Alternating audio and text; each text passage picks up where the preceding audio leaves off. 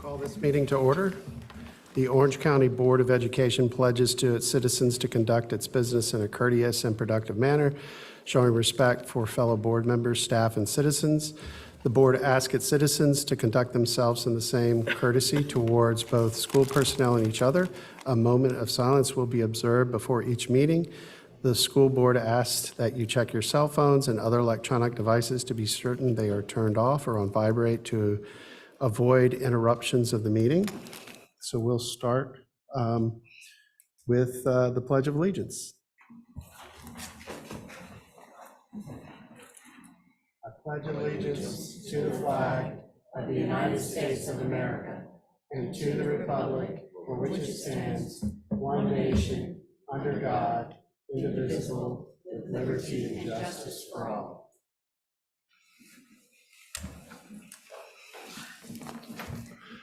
All right, we'll go ahead and just take a moment of silence.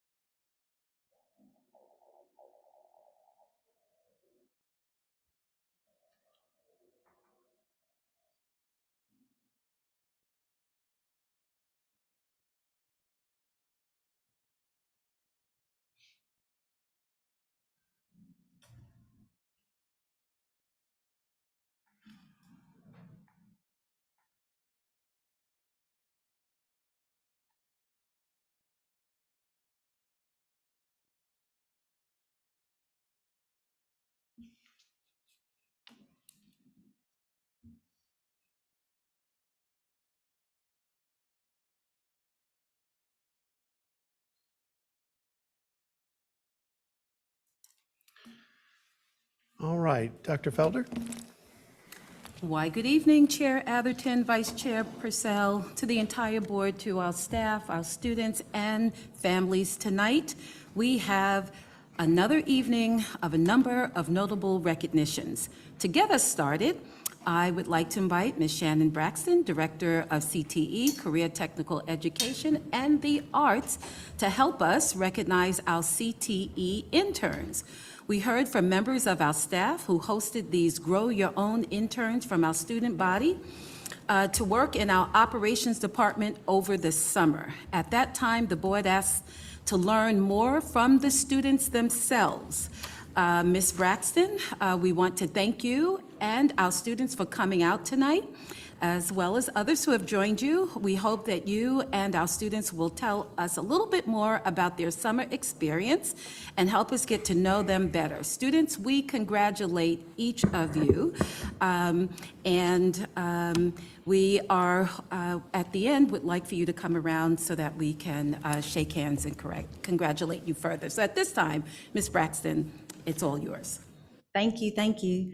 I am very appreciative to be able to stand before you tonight. Orange County Schools offers internship programs in our high schools throughout the school year, fall, spring, and now summer. In the previous summers, we have had a few students to intern. But this past summer was a really exciting summer in that we had our Grow Our Own internship program, and it was launched this past summer.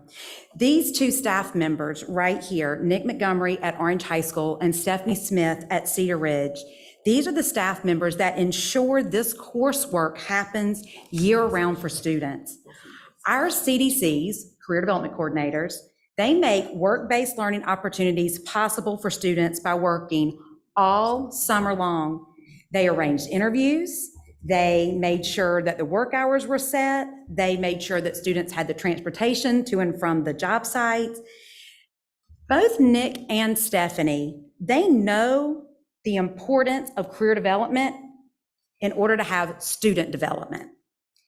Thanks to the collaboration and the focused determination, Orange County Schools offered within our own school district internships this summer for students in our very own child nutrition, maintenance, bus garage, technology, and our summer scholars departments and programs.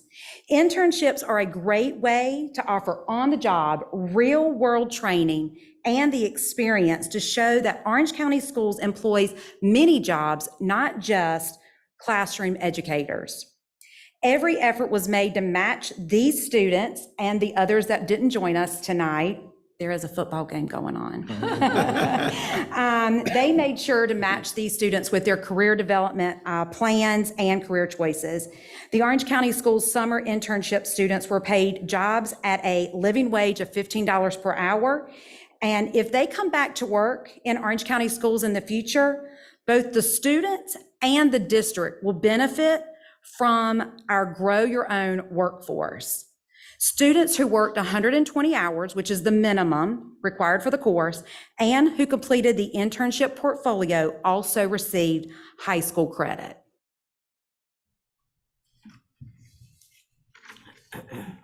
Thank you, Ms. Braxton. Thank you to the board. I'd like to recognize a few of our interns that were unable to make it this evening. Abby and Avery Hingsterman from Orange High School served in the child nutrition department, as did Grayson Coffin with Partnership Academy, also in child nutrition.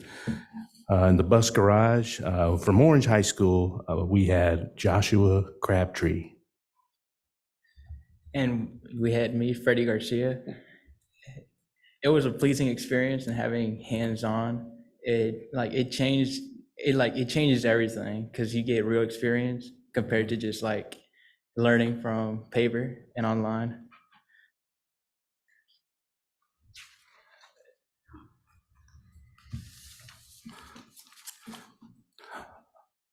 From maintenance department, we had two students from Orange High School, Jackson Lee and Andrew Cox, and also unfortunately unable to make it this evening. And in IT technology, we had Ditanian Norman from Orange High School. And evening, I'm Sean Adams, and I worked with the IT department this summer. It was a great experience, I'd say. I learned a lot from it, customer service, helping out with all sorts of things in the back end. Really liked it. Would do it again.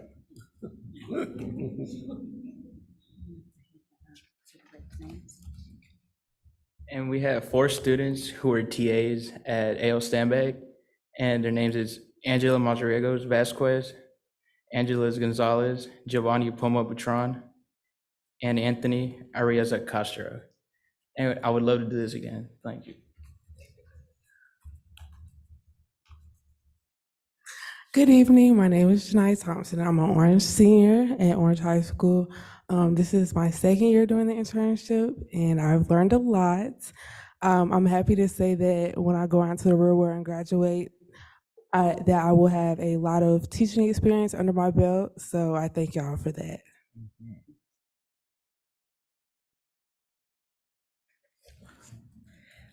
Good evening. My name is Katie Chavez Lopez. I'm a senior at Orange High School. I'm a second-year intern. I worked as a TA the past 2 years during the Summer Scholars Program, and I'm very grateful with the opportunity that I got to work. I worked with kids of all different ages, from kindergarten to middle schoolers, and I learned a lot of new techniques and skills that I can use in the classroom now. And one of the main things that I appreciate was learning how to gain the students' confidence in the classrooms and help them participate and grow new relationships with all of them. So yeah, and I also, with us, we had another high school intern that worked with us the last summer. Her name's Kaya Gamble. She's a junior at Orange High School. I think she's ready to take on the teaching position, right?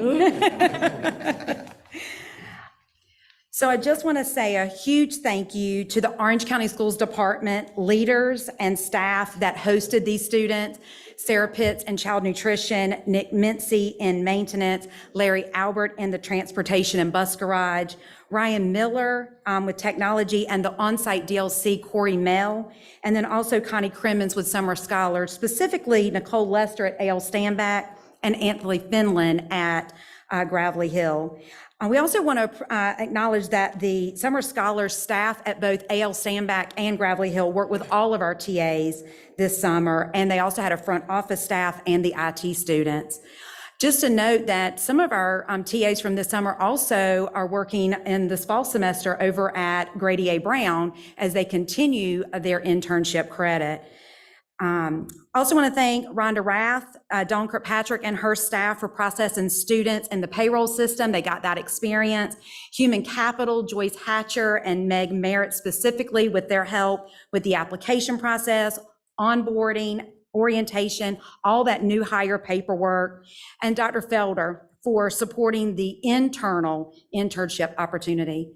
Especially thank the Board of Education for supporting the funding. This was a concentrated effort for Orange County Schools to provide CTE internships inside our district, allowing students to work on their career development pathway. We're looking forward to continuing and growing this summer internship program, and we hope the funds can be found to contribute to make this summer internship program a permanent opportunity for Orange County Schools students in the future. CTE Grow Our Own Summer Intern Program provided learning without limits as it engaged, challenged, and inspired our Orange County Schools students. So thank you all for the opportunity. Students, we can.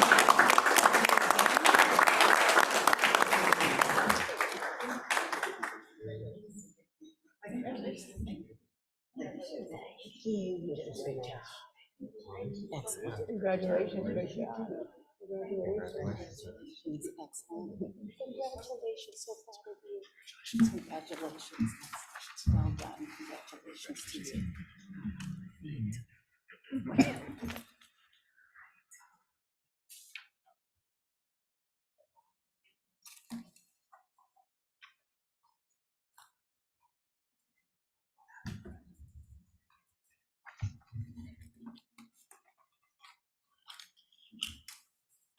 All right, so the next recognition is with regards to Red Ribbon Week, which begins this week.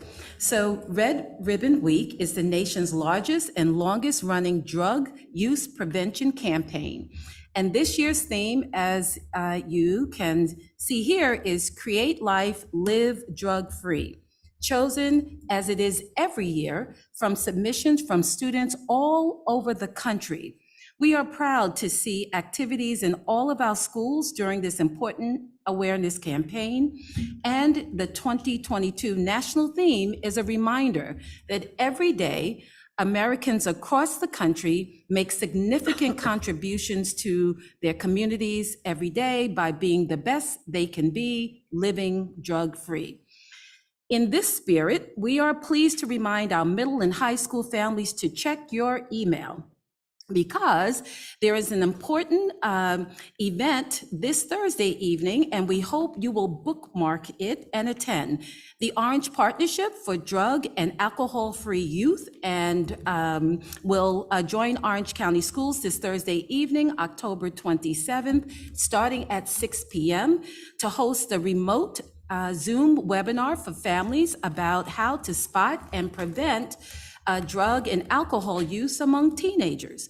We know through experience that just say no, it sounds good, isn't enough. And together, we hope to empower families to make changes that will benefit their children for life. Also during Red Ribbon Week, Mothers Against Drunk Driving, also known as MADD, will be presenting in all 3 of our high schools over the next couple of days.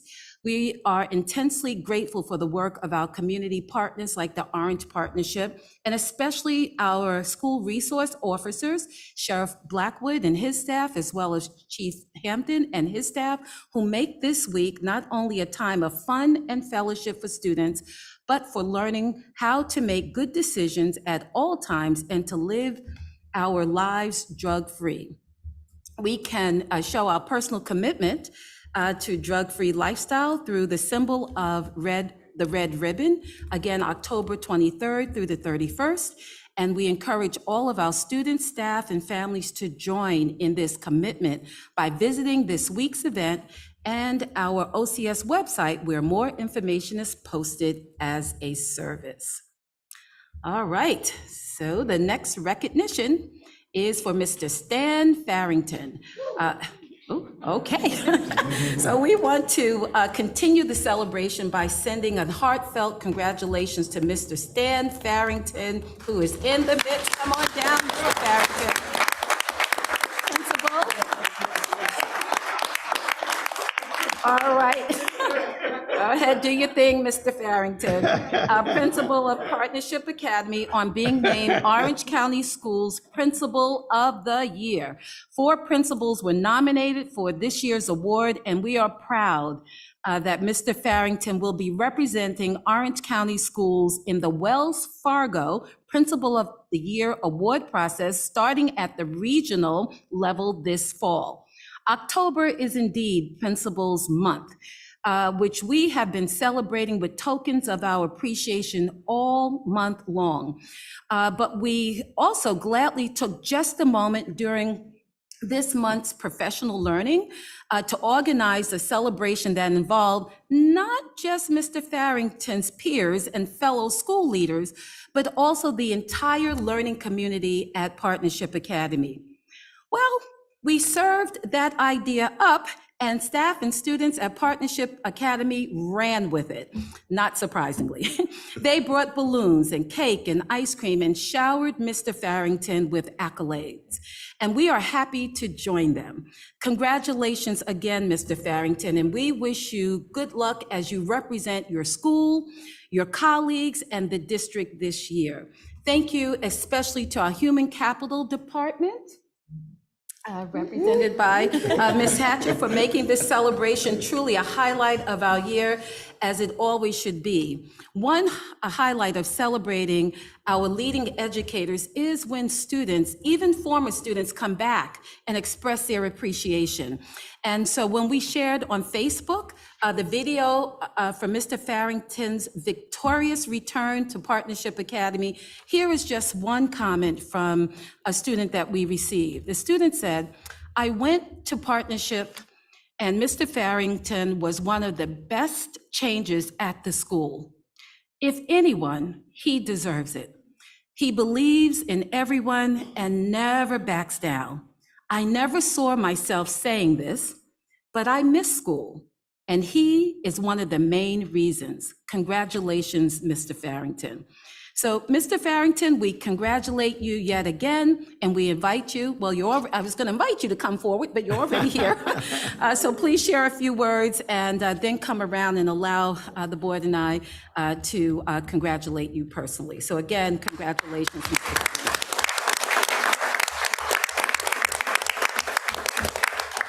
Thank you, Dr. Felder. Thank you, board. You guys need a box of tissue up here. That's what you need. Because you shouldn't have read that quote. That messed me up. I was all prepared. But team, I'm telling you, and it truly is a team effort. And here at Partnership, you guys well know we kind of bank it on 4 big R's, and the first one is relationships, and that is the foundation. Relationships. And I can't harp on that enough, but I will. But I'll go on to the second R, which is rigor. I mean, we're there to learn. So we've got relationships, we've got rigor. And then if the rigor isn't relevant, then it's not gonna stick. So we've gotta have relationships, we gotta have rigor, we gotta have relevance. And then ultimately, what we're there to get is results. And so if you put it all together, I think that's a winning combination, and that's how we build our climate, that's how we build our culture. And we have found that LOVE is undefeated. And so we love those babies, and once you build that relationship, they'll trust you enough to take that discipline. And it's an Orange County Schools thing, the relationships that we've been able to develop with the school board and with the cabinet and with the superintendent. God bless you all. Thank you for this honor. My colleagues, those awesome principals, y'all wait. I see one or two of you out there in the cabinet. Yes, indeed. And it's a blessing. We did it, and we're gonna keep doing it. God bless you, and thank all of you. All right.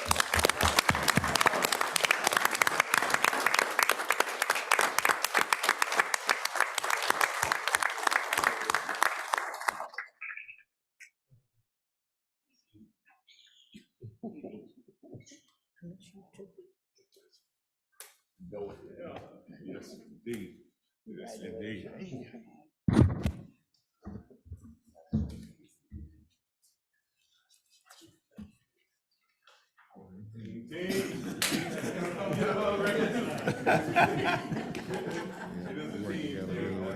Thank you guys. Awesome.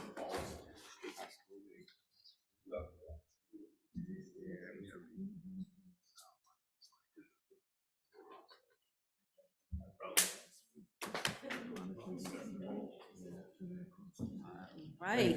Okay, well, thank you, Mr. Farrington. All right.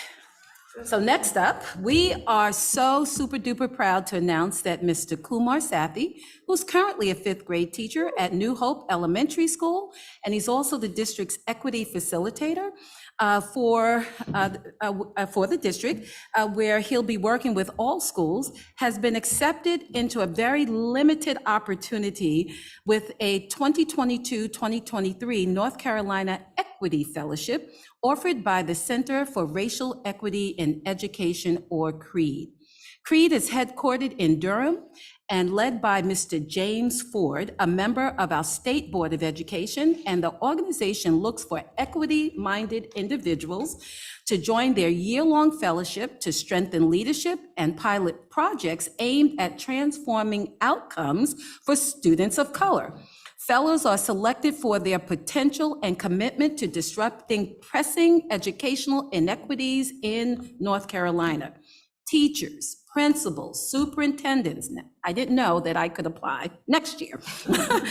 School board members, see, you guys can apply as well, and journalists across the state are all eligible to apply.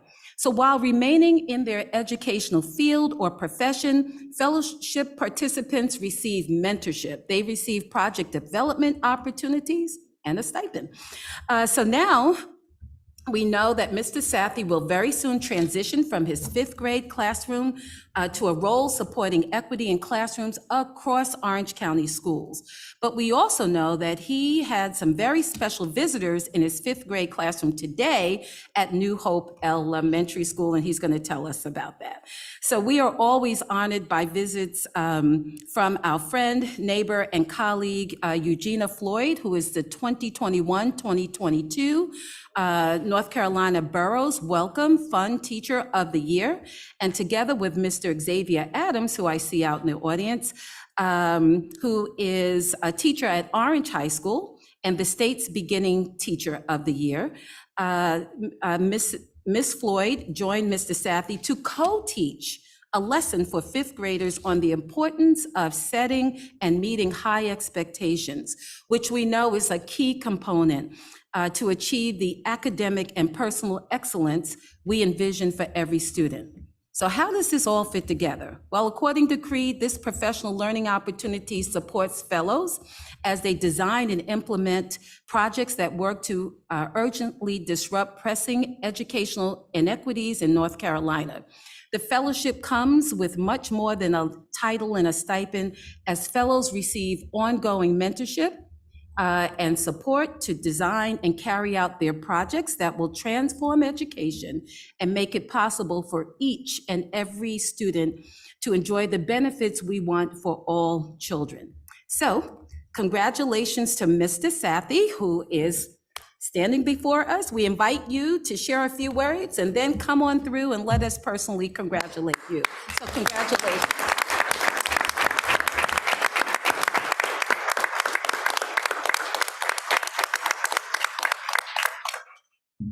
Thank you, everyone. Happy Diwali. I just found out like 5 minutes ago that I would be talking, so I have absolutely nothing eloquent prepared at all. I wish I could go back to my first year teacher self and just let me know that at one point I would be standing in front of the board and my superintendent would not only know who I am, but say my name. So that was nice. Good evening, board, community members, folks listening in on the meeting, and everyone out there who's supporting our public schools and pushing us to do better and challenging us to do better. This fellowship means a lot to me. My expertise is with instructional equity, and it is with finding a way to make sure that every student knows that they have something to contribute in my classroom and to the world. If you are in my classroom, you will see every hand up for every single question, and you will not see a bent elbow. Everyone participates, everyone has something to contribute. And even if they don't quite know the answer, they know that they are helping their peers by asking for a hint or by sharing what the answer is not. No one gets to hide in my classroom. There's something about this fellowship that is going to give me even more of the tools to continue this work and to disrupt any educational oppression that is occurring throughout schools, not only within our district, but throughout the state. So I look forward to working with other colleagues on that in particular. Eugenia Floyd was in my classroom today, which was absolutely amazing, and so was Xavier Adams, and it was awesome to have them interact with my students and to talk about not only high expectations, but also encouraging teachers to talk about topics that are tough, and encouraging teachers to be brave and talking about the things that the kids actually crave conversations about and want to learn more about. So I really appreciate the opportunity to stand up here and say something completely not eloquent. And I just will say that this fellowship is extremely important because I do have a lot to share already about teaching, about equity. I have a lot to share, but I have even more to learn. So I look forward to that learning and to sharing what I have found with teachers and students throughout the district. Thank you.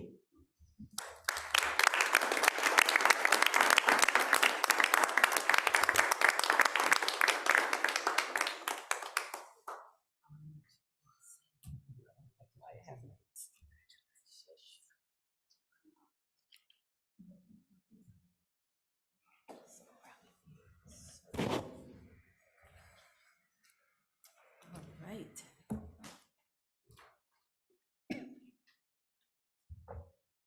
All right, so indeed, it is Monday night, and I have to ask this question. Are you ready for some football?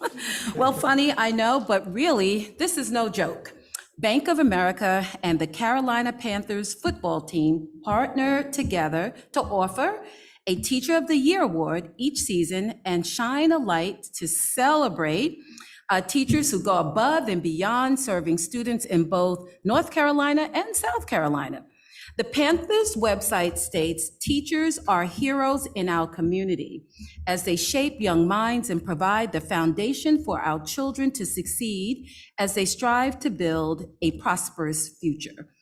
And in that spirit, Bank of America and the Panthers offered their Teacher of the Year award again during the 2022 season. And our very own Avery Pipkin, who's standing before you right now, was nominated to receive this award. So I'm going to pause right now so we can give him a round of applause for that. Now you may recall seeing Mr. Pipkin here in front of the board. This isn't his first rodeo with the board this summer because he was busy with the Carolina Chamber of Commerce Summer Careers Academy. We not only brought it to you for recognition when their first cohort of pre-apprentices graduated, but many of us were there for that celebration.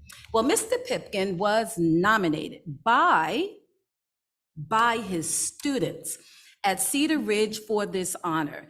And out of all of the nominees, he was named as one of only 6 across 2 states, one of 6 finalists from North Carolina and South Carolina. That's 2 states. So these 6 teachers received a Panthers prize pack, an autographed item, a personalized jersey, and 2 tickets to the Panthers game against Tampa Bay this past Sunday. At the game, the Teacher of the Year winner was announced and given $5,000 in prizes for their classroom. So we are so honored to have Mr. Pipkin here tonight. We congratulate you, and you are joined by Ms. Braxton, again, Director of CTE and the Arts. And so we would love for you to share a few words with us, but first we're going to stand and give you a round of applause as well.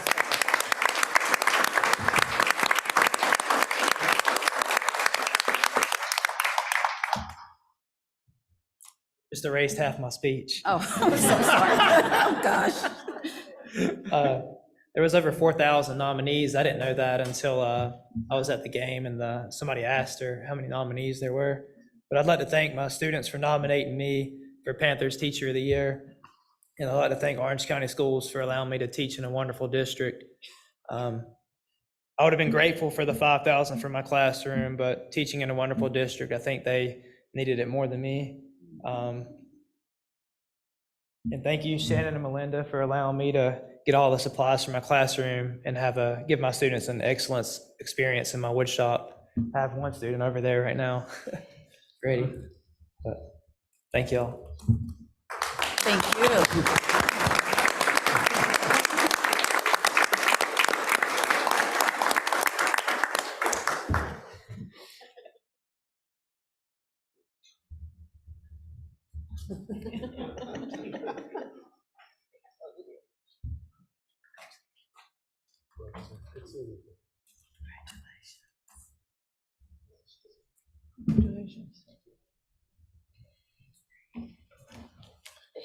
Yes, it's right here.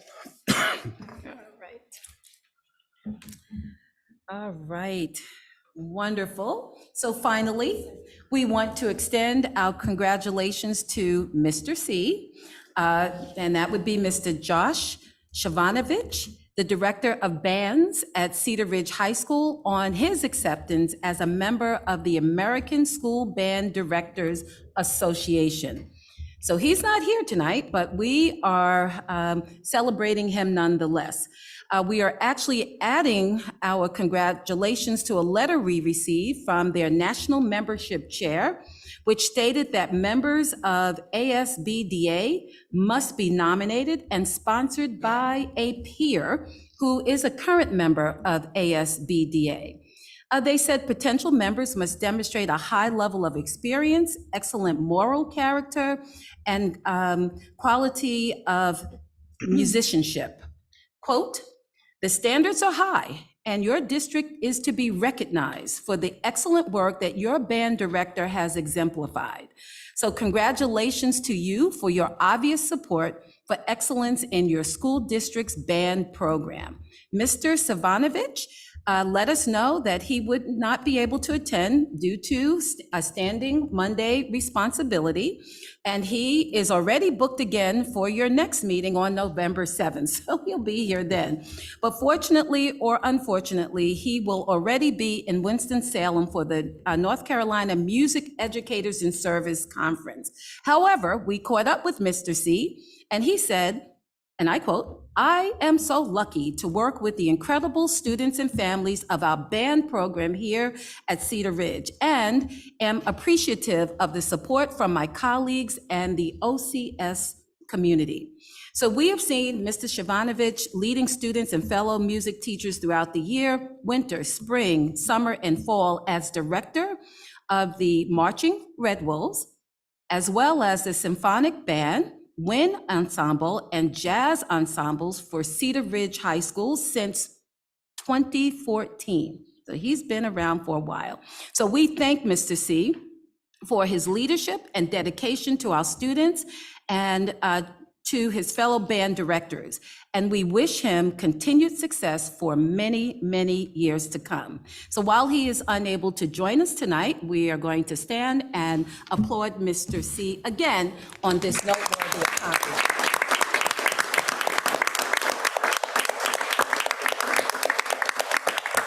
So Mr. Atherton, that wraps up our recognitions for this evening. Thank you, Dr. Felder, and thanks everyone, and congratulations again. All right, next we have the agenda adoption. There is one requested change to move the update equity plan, equity training to after the school capacity and reassignment process planning. Any other changes or comments? Do we have a motion to approve agenda as amended? I'm sorry, Mr. Atherton, it's before the update, the equity plan? Yeah, I And just swapped the order. Yes, okay, So, just wanted to be clear. same Thank thing. you. All right, do we have? Second? Okay, we had a motion from Andre and a second from Sarah. Any comments? Okay, all in favor? Aye. Okay, and Dr. Moore? Yes. Thank you. Right, motion carries. Right, next we have public comment, and we have a few speakers tonight. The Board of Education welcomes public comments, which are governed by Board Policy 2310 and North Carolina General Statute 143-118.17. A person wishing to address the board must sign up prior to the board's regular meeting. Comments will be limited to 3 minutes. When the 3 minutes end, the speaker must stop speaking immediately. Yielding time to other speakers will not be permitted. All public comments should be civil and non-disruptive. Per policy, board members will listen carefully but will not respond to speakers. Ms. Purcell, who do we have first? Our first speaker is Polly Dornett.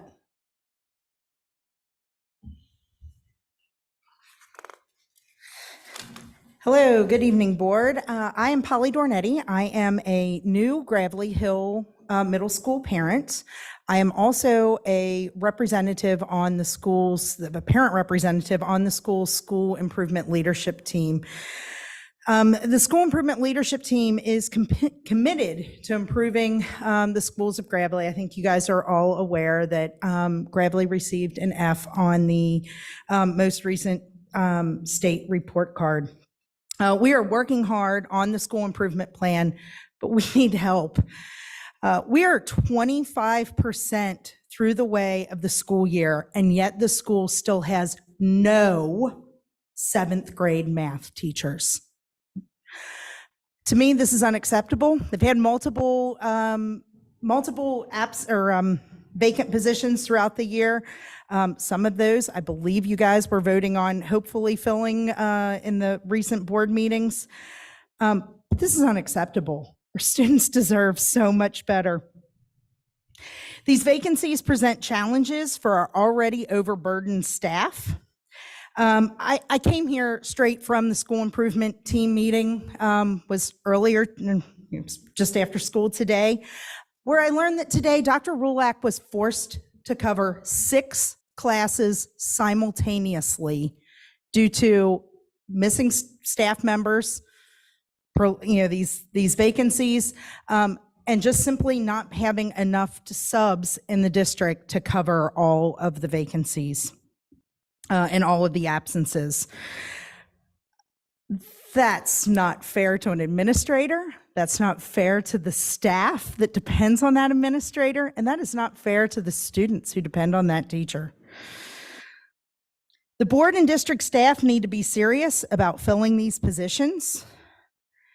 There's a lot of people in jobs that can come and sit in the school for a day so that our administrators can still do their jobs.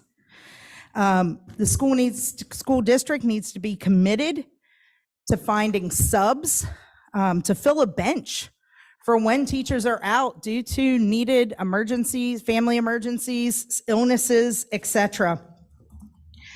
And we need to get serious about having these available. Constantly putting these responsibilities on the current GHMS teachers and administrators is only perpetuating the teacher burnout that's leading to these vacancies. Our teachers, our staff, our administrators, and our students deserve better. Thank you. Thank you. Susan Halkiotis.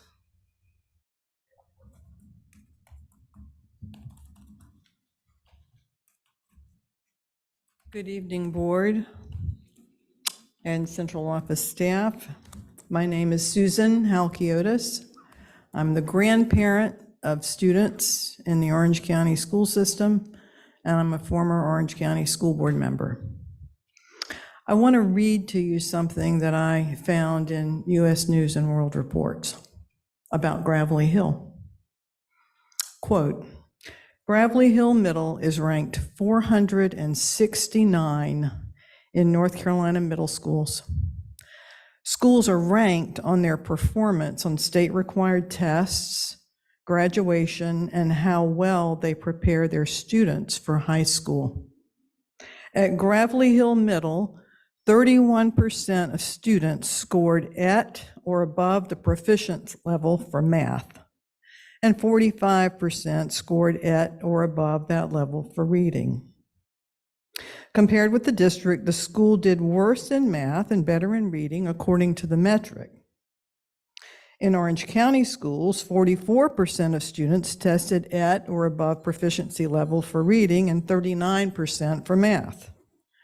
Gravelly Hill Middle did worse in math and better in reading in this metric compared with students across the state. In North Carolina, 42% of students tested at or above proficiency level for reading and 38% for math. End of quote. Ranked 469th. That's below middle schools in some of the poorest districts in our state, including Allegheny, Hoke, Halifax, Scotland, Vance, and many others. And I'd like to point out that some of those districts that I just mentioned were involved in the original filing on the Leandro case. This is unconscionable. And yet, Orange County Schools continues to focus attention and resources elsewhere. With all the attention that this district is placing on equity, I am stunned that we are nearly a quarter of the way into the current school year without enough permanent core teachers to teach our students at Gravelly Hill and elsewhere. And frankly, I need to tell you that I was also stunned to hear of plans to apply for grants for tutoring there. Where is the equity in allowing students to fall further and further behind? This district has spent and is still spending money hand over fist on positions and needs at central office. As an example, at your last meeting, the superintendent requested and the board approved another $140,000 position. I understand that Orange County now has more than 75 central office employees, many making over $100K per year, but we need to apply for grants to pay for tutors. It's time to put the focus and money where the need really is, on students without full-time teachers, on students who need tutors, on students who need extra programming to catch them up to grade level in basic subjects like math and science and reading. You need to start with Gravelly Hill. Halkiotis, your time's up. But please don't stop there. Thank you for letting me go over.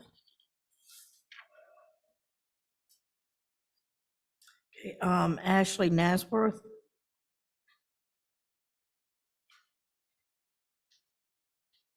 Good evening. My name is Ashley Nasworth. I'm also the parent of a 6th grader at Gravely Middle School and recently joined the school improvement team there. I was motivated to come here tonight when I learned about the staffing situation, specifically acutely today, with Dr. Rolak covering 6 classes in the auditorium. So I wanted to talk about staffing.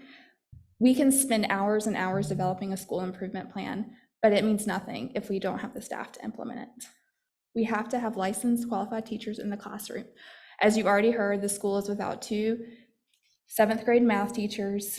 Other core teachers have been filled variously throughout the year, or hopefully getting approved tonight. We have our AIG teacher, who I was so excited to hear, we had one this year, is also covering 8th grade ELA because of math. How can anyone expect our school to improve if we don't have teachers? It's not fair to our students, it's not fair to the administration, it's not fair to the teachers who are in the classroom, and just furthers their burnout. We also have behavioral issues at Gravely. Students who are not challenged to their potential or who are struggling academically, they are more likely to have behavioral issues. We need teachers to fill those positions to help with behavior as well, to meet their academic needs. Lastly, I saw on the agenda a recommendation for 5th graders from Eflin Cheeks to be repurposed to Gravely. I was shocked to see that. I can't imagine that is a great idea. A school that is already struggling, we should not be putting more students, 5th graders, in that. So I would strongly encourage the board to vote against it. Our children deserve better. Thank you. Thank you. Gretchen Smith.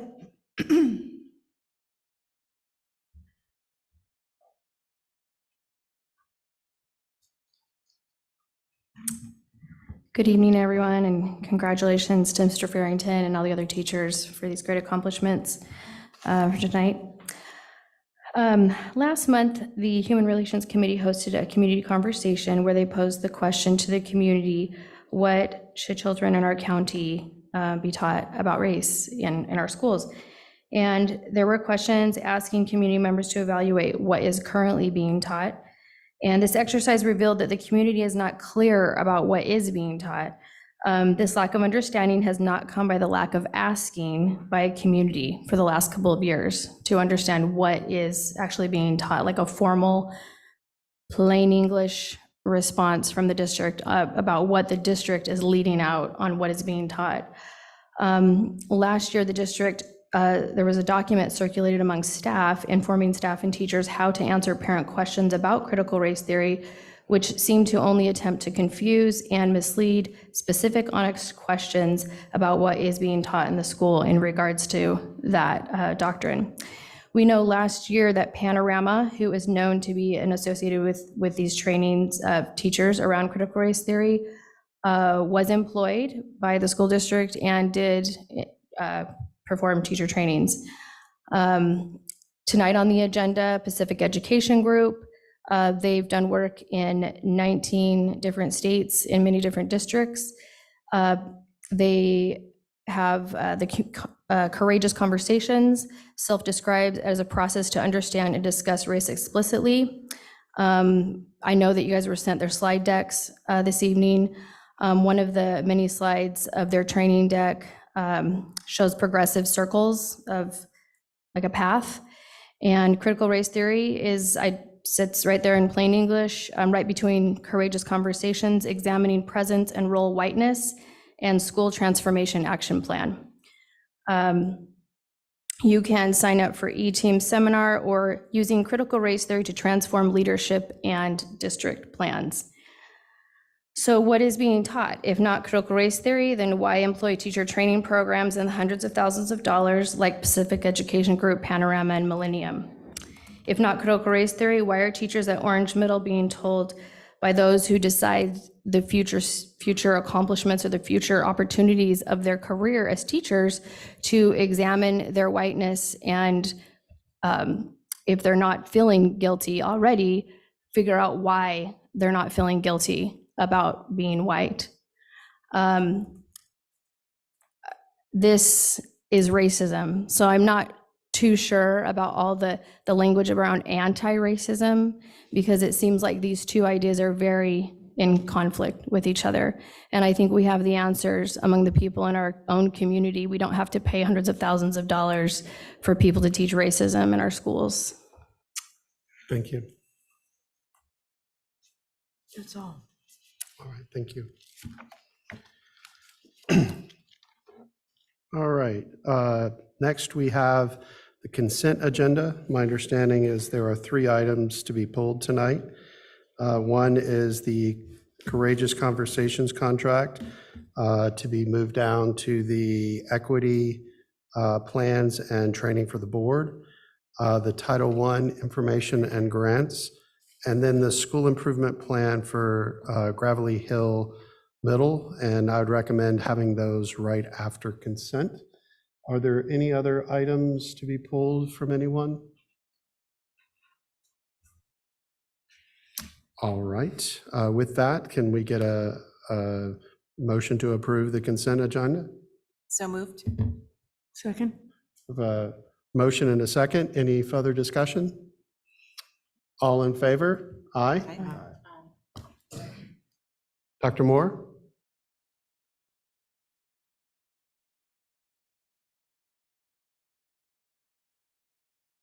Are you on mute, Dr. Moore?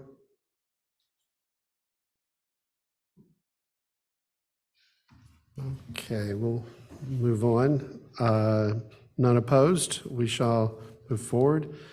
Okay, so the first item will be the Title I information and grants detail.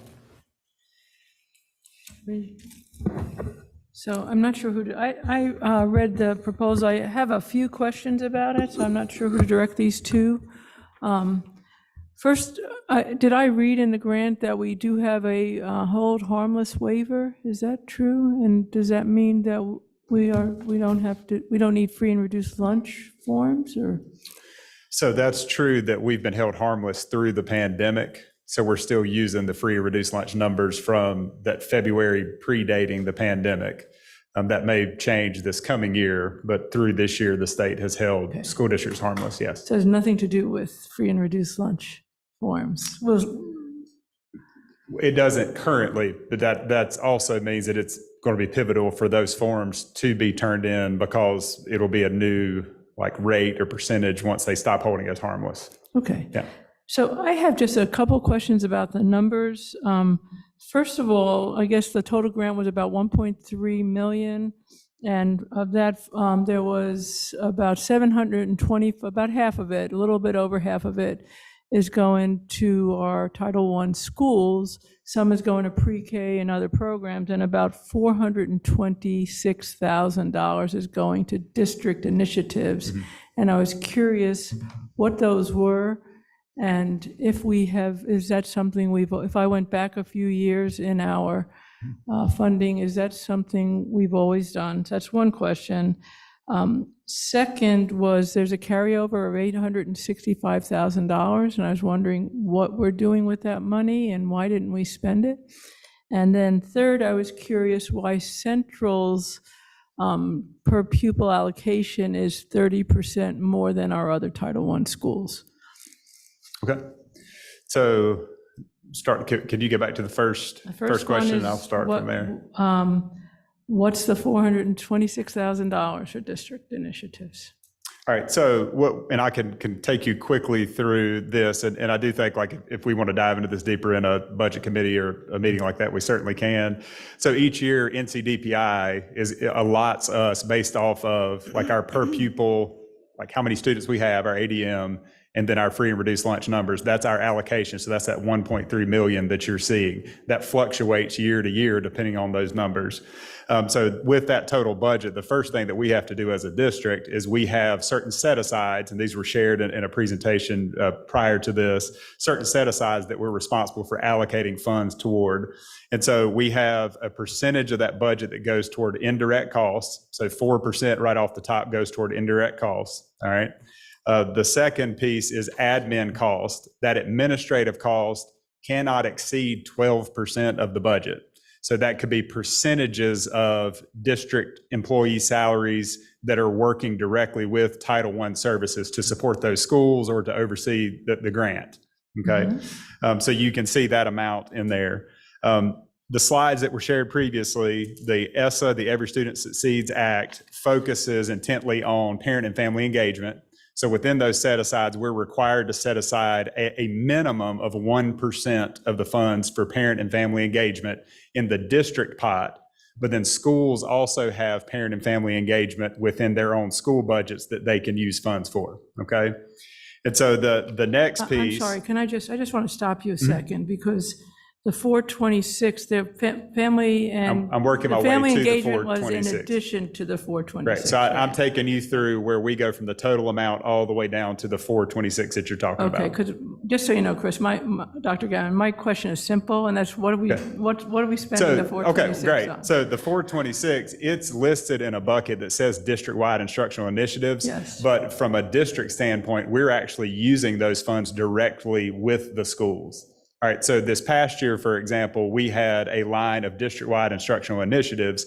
Those initiatives through carryover were used at the school level to purchase additional decodables. So we worked with our literacy department. We worked with the administrators at the 4 Title I schools. They gave us a wish list essentially based off of their comprehensive needs assessment of these are specific materials that we need in addition to things that all schools have already received. So the first thing we did was we went after decodable materials and we purchased those for all 4 of the Title I schools out of that district-wide instructional initiative. The second piece was they wanted more materials and resources that could serve as a parent and family engagement component. So we worked at the K2 level to purchase bag of books for students. That means like 5 copies of text that would go home with students. They're in the process right now of, Lisa Knapp is working with the literacy coaches at each school to be able to bag those books and get those to students. All right, so that's something that it's not just giving them books, but it's giving them books with a purpose because we're trying to focus on fluency and those foundational literacy skills. And then we also had some schools who, and really all 4 of them, that wanted additional tutoring services last year. So there was a portion of that money that went toward tutoring services as well. So this year, all right, we still have that line item where we can continue to use funds at the school level in that way. But we also have to be mindful that from a carryover process, we are paying for school-based like interventionists at those schools. It could be if they need an additional ESL position, anything that is being requested at the school level, we're having to use that money to assist them to ensure that they get those additional positions. And it's important to note that because the retirement rate has went up, and when I say rate, I'm not talking about retirement rate, but the actual financial piece of that has went up, as well as salary increase from this past year. There was a 4% salary increase and a 2% retirement increase. Those pieces combined together mean that for our 4 Title I schools, any positions that they had in place last year, just to hold them whole with just those positions, it costs more money this year. And we're dipping into that bucket of money that you're referencing to be able to accommodate that, plus add additional positions or additional needs that they may request at the school level. So yes, it's in a space that says district-wide instructional initiatives, but that money is being used directly at the school level. Okay, there's a little, just to recap what I think you said. First of all, some number of, and I'd love to see the numbers, but some numbers actually being used for supplies. What, right? When you're talking about decodable text and some of it's supplies. If you're doing tutors or, that, I don't know why the schools would just not be given the money so that they could hire the tutors. And then I'm not sure I understand the retirement stuff. So my concern is this. I always understood 12%, that the federal government allows us to use 12% for administrative costs, but the spirit of Title I is to give the money to the schools. And I just wanted to make sure that the money is going to the Title I schools. And that is correct. And I think it's important to keep reiterating that and I know that you asked me to pause on going through each one of those pieces, but when we work through that, the rest of that allotment that then goes to schools, they are getting that allotment. Then we're going back to this district-wide instructional initiative line with those carryover funds to give the schools more things that they need, which could be tutors, it could be those materials.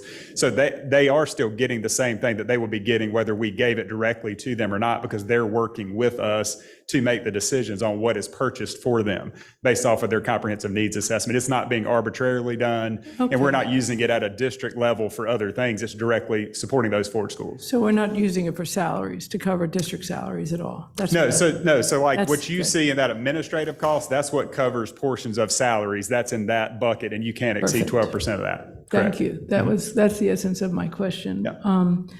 The age 65, the carryover, what is that? So pre-pandemic, okay, and this is going through the pandemic, and this goes back to our last board meeting with the need for potentially a federal programs director in a space that can work through the managing of a large budget like that. Through the pandemic, there have been carryover amounts of funds for a couple of years that were larger because we had an infusion of ESSER funds that were being used for supports and services at schools that we didn't have prior to the pandemic happening. We now have spent down last year almost 400,000 of that carryover fund amount. This year, we have specific plans of ways that we can continue to spend it down, which again is back directly at the school level. It could be through pre-K programming, and I'm just using that as an example. If we want to relook at, they have a 5-star rating that they need to maintain. It could be upfitting certain things there, but we have certain ways that we can use those funds. What we have to be mindful of is that we don't want to exhaust all of our carryover funds because salaries do increase. We can't always plan for when that's going to happen. You need to be prepared to keep yourself whole. And we also have to have an understanding that as data comes in and needs change and shift, when these new numbers come in with free and reduced lunch rates now, we don't know what those 4 schools numbers are going to look like. We don't know what other schools in the district's numbers are going to look like. So we have to make sure that we're keeping ourselves in a space that there is money to keep us moving forward into that next year. And one thing that we've been very clear with our Title I schools about is just because we're using those funds this year for certain positions that they've requested or for certain materials, but specifically positions, we can only guarantee that on a year-by-year basis because we don't know what that's going to look like moving forward. Yep, that's helpful. And then finally, the question on the disparities. Why does Central get, they're getting almost $900 per pupil, the other schools are around $6. So just curious. So, and that's something that I can look at a little bit more closely. I know that when we talk about per pupil allocation, it's really getting back into that percentage of free and reduced lunch students. It's not just the amount, the number of students. The number of students has already been adjusted. These are the number of free and reduced lunch students in the school. So that was in the grant. So I took the number of free and reduced lunch students and divided it by the total grant. And Central came out as almost 900, and Eflin, New Hope, and Grady Brown were all about 6, just over 6. And when you look at the state sets the minimum amount of per pupil expenditure, the minimum amount is $200 and some per pupil. That's what the state would set. Right. We as a district have latitude to be able to raise that number so that more money is going directly to the schools, which we've done. I'm just asking why Central got so much, 50% more than the other 2 schools. So the other 3 schools, sorry, that's all. And we can follow up and put it in a board weekly update, but there's a mathematical piece there. That formula is there as to why they have that. Okay. Yep. I mean, I think in the past, the district has had tiers of, depending on your percentage of free and reduced price lunch, so that if a greater share of the population in a school, then you get there's a bigger ratio of money than you get. So that might be it, but it would be helpful to look at that. Yeah, I'd be surprised given the numbers. But I'm just, let's see the numbers, yeah. Okay. So any other questions? So are you wanting to see I'm that done. before we approve? No, yeah, I'm ready to move it unless anyone else has questions. Any other questions? No, I move the recommendation. Second? We have a motion and a second. Any discussion? All right, all in favor, say aye. Aye. Dr. Moore? Aye. Aye, thank you. Thank Any you, opposed? Dr. Gammon. Thank you so much. All right, thank you. All right, the next item is the school improvement for Gravelly Hill plan. I believe we have Dr. Rawlach joining us virtually, and of course, Ms. Lori Carr, who is the Chief of Schools and Achievement. Good evening, this is Gwen. Good evening. Good evening. So is there anybody that wants to start the conversation, or? Well, we learned tonight that part of your school improvement plan that we were looking at that had holes in it has actually been fixed, but we just can't see all of that part yet. Am I correct in that, Dr. Rulick? I'm not sure which parts you were looking for. I do know that we have made updates to our plan, but those were fairly minor updates. I will be happy to try to make sure that you can view the full plan. Is there a specific area, Ms. Purnell, that you saw gaps?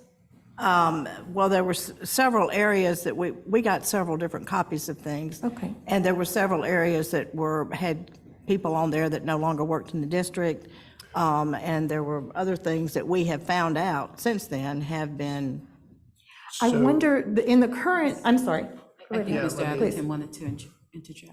Yeah, I'll interject. That is the confidential safety program that we discussed in closed session. Yes. So it can't be covered here. No, but there were just certain things throughout the plan that had gaps in it that we were just wondering. But I think that we got that fairly well explained in closed session, that these had been put in, but we have not been privy to that information as of yet. Am I correct, Dr. Felder, in saying that? Would that? I'm not quite sure I'm following the question, but we did have a closed session discussion about the confidential portions of the school improvement plan. That does need to remain in closed session. We can't disclose the contents of those plans in public, the confidential portions. We do have a second closed session. If you want to revisit those, we can certainly take it up then. I think the purpose of this discussion is about the public-facing portion of the plan that would be submitted to the State Board of Education as part of the requirements to address the low-performing school designation. Yes. Go ahead, Sarah.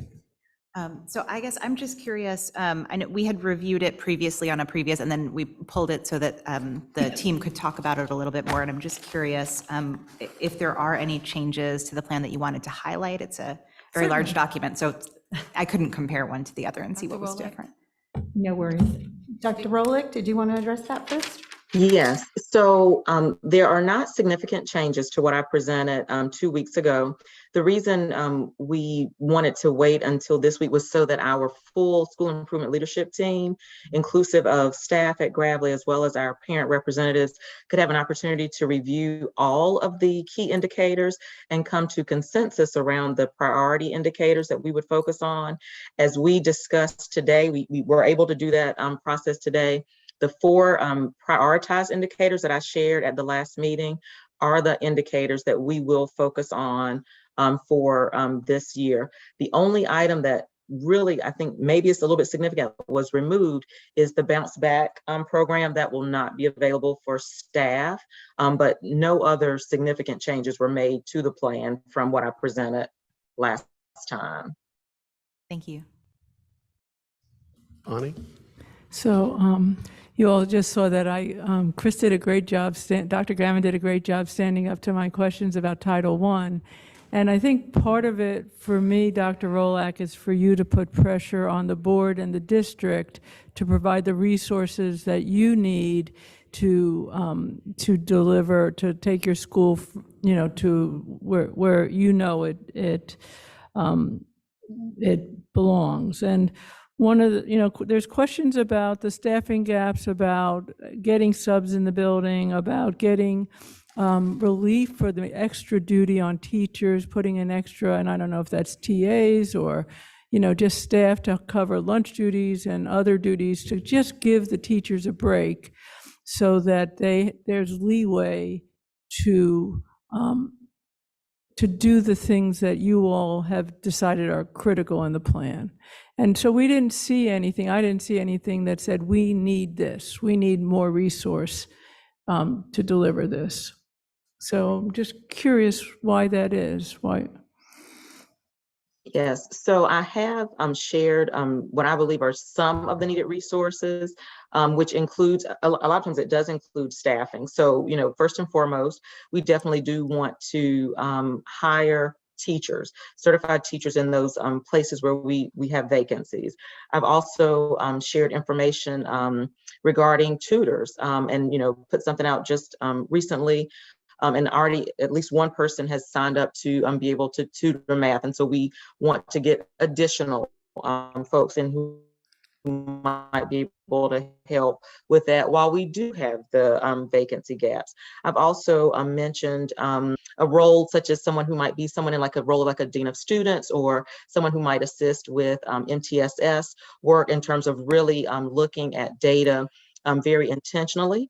And so there have been some requests put out for seeking additional support for our school. I do know that it's an ongoing conversation. It's not all of those pieces are not listed specifically in the school improvement plan, but then some components of those asks are included in our plan.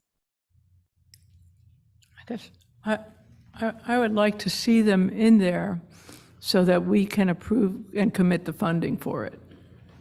Okay. So if I could just interject, so as we continue to have discussions and really determine what the supports are, we can always go back and that's the plan to revise. It is a plan. So it's meant to be revised and updated. And so that is part of the plan. So I'm going to interject a little louder than some of the other board members. I'm concerned that this plan, when we look at the basis of MTSS and we say that core is the most important and we don't have teachers and we hear about 6 classes being in the auditorium, I can't support this plan knowing that's happening. I think we need to do something more drastic. I think we need to consider what other districts have considered, which is, are we going to say our district staff is going to cover these until we have dependable teachers that are in front of our students in one of our lowest performing schools? I cannot support this without some other plan. Actually do have district staff supporting, and I'm going to ask Dr. Green, certainly Ms. Carr can speak to it, and Dr. Gammon to come forward and speak to how. And actually, Dr. Rolick is on, so Dr. Rolick, if you can speak to that. Indeed, more can certainly be done, but we do have district staff who are supporting the school. So the specific question I would have is, with all the open positions and all the coverage, if that's true, why is this still happening? So if we have no math vacant teachers. positions and that we're working to support, and one of the requests today is for a stipend incentive, a hiring incentive and around ELA. We do already have that for math and science and other hard to fill positions, but we're adding ELA to that list. As typically that's not the hardest to fill position, but this time of year, it's additionally hard. So that's not a signing bonus and retention bonus that we would apply to other schools, but it's one that we want to leverage in an effort to do more for Gravely Hill Middle School.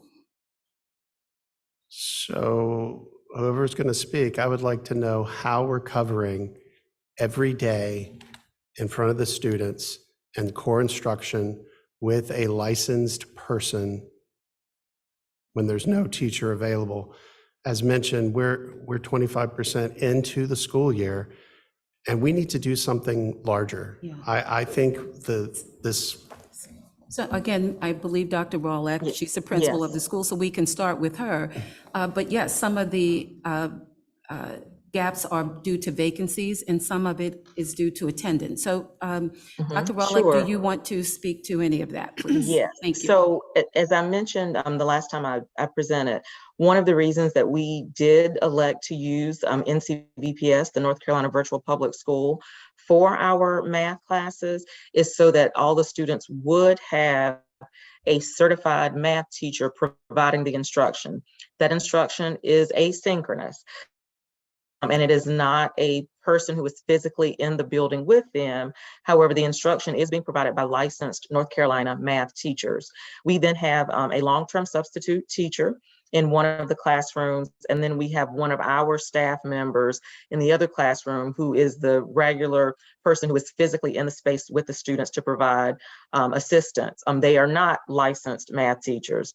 And then we do have support from our district math facilitator, who has been at Gravely pretty much every day, I do believe, and has been in the classes to support students, has also led morning support groups, so tutoring sessions with students who want to get to school early and before their first class of the day starts can get some additional support. So that's how we covered those classes at this point, is making sure that with the online instructor that they do have someone licensed in North Carolina in math to be able to teach those classes. So I just want to say my comments are not directed at Dr. Rolick at all. Mine is directed at our district and us, because even though I hear what you're saying, which is, yeah, we have someone there, all of these plans are talking about MTSS, PLCs, and the virtual schools are not part of that. And I'll stop to let others speak, because I think we deserve to do something different to look at this problem. Ann?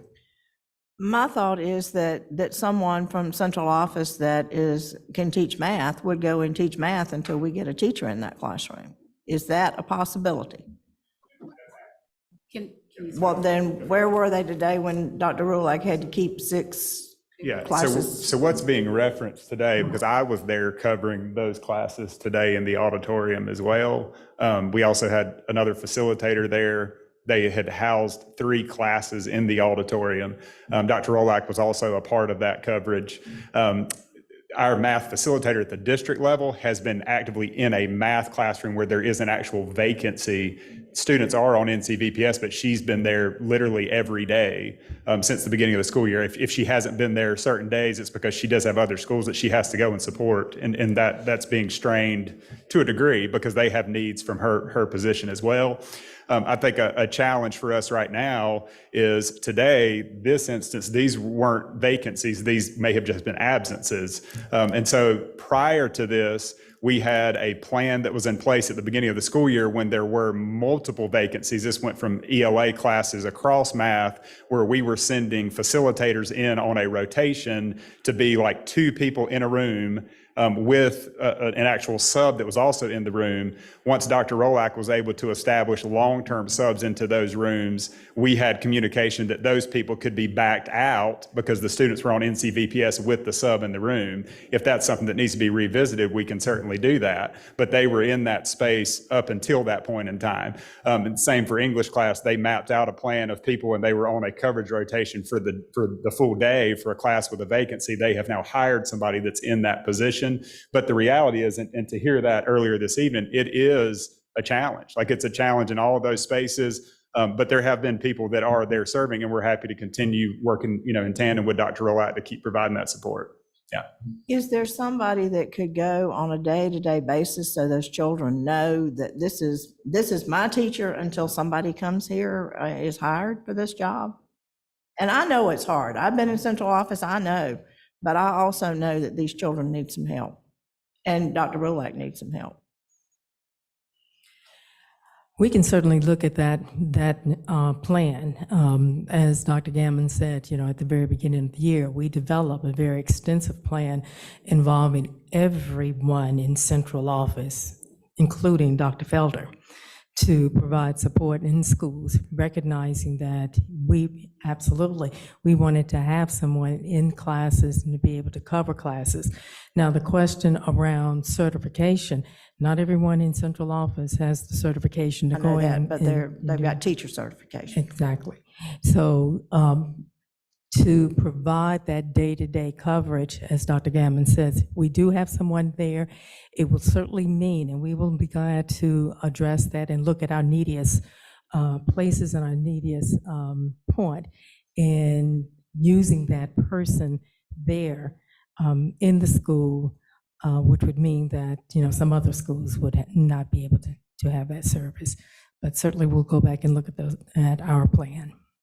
And if I could just add that we don't inject ourselves into the school. We take direction from the principal. The school I has understand a that. principal. And so based on how what she requests and how she needs support, that's how we navigate and support the school. And I understand that. Yes, I know you do as a principal, you would understand. And I know sometimes you sit back and you don't ask for help when you really do need some help. So I'm Dr. saying to Rowlatt Dr. does. Rowlatt, if you really need some help, She does. we're trying to get you some help. Thank you. And I have asked, and I as I said the last time I presented, I am so appreciative of several members of Gravely staff. Let me start there, of Gravely staff who have filled in, as well as central office staff who have filled in. But we still need more help, and I think that's where we are. We need the consistency of, as you mentioned, Ms. Purcell, of students knowing who's going to be in the room when they show up, who they can, email if they do have questions. And, working with NCVPS has been a process. There's been some learning curves for all of us. I'll be the first to admit that. In using an online class to provide instruction to a group of students who are assembled physically in the room together. But we have learned some things, and, as we go, get ready to start, the next quarter, we've made some adjustments that I think will improve the learning experience for students. But at the end of the day, you're right. We definitely want and need a consistent teacher certified to teach math in the room with those kids every day. Sarah? I appreciate that, Dr. Rulak. One thing that I'm thinking about as we're having this conversation is as schools across the country were virtual, how much math in particular fell off in the virtual context, and how math in particular was a harder thing to teach virtually. And so I hope I'm assuming that you all are using things like, I think you use AimsWeb in middle school to assess progress and really understand where are those places where that online instruction is not working, where we need to figure something else out. Yes, and we've also That's a found question that about, yeah, go ahead. a lot of our students have advocated for themselves. I'm really proud of them for that. And they've said, I need this printed out. And so we have printed pieces of it so that when they are meeting with the district math facilitator for support, or even when they're in class and working with the long-term substitute teacher, that they have access to hard copies of things. We have talked with the students about, having the videos in some ways can be a benefit because you can review that instruction. As we start this next unit, we're going to be working with the students to create interactive notebooks, just so that they have some additional resources that are not just all on the computer, to really, we think, help them learn even more. And naturally there are some students who thrive with online learning, and that's great, but many of the students have said that it is a challenge. And so as we're listening to them, we are making changes and adapting to meet their needs as best we can. Thank you. Bonnie? Yeah, I think what we're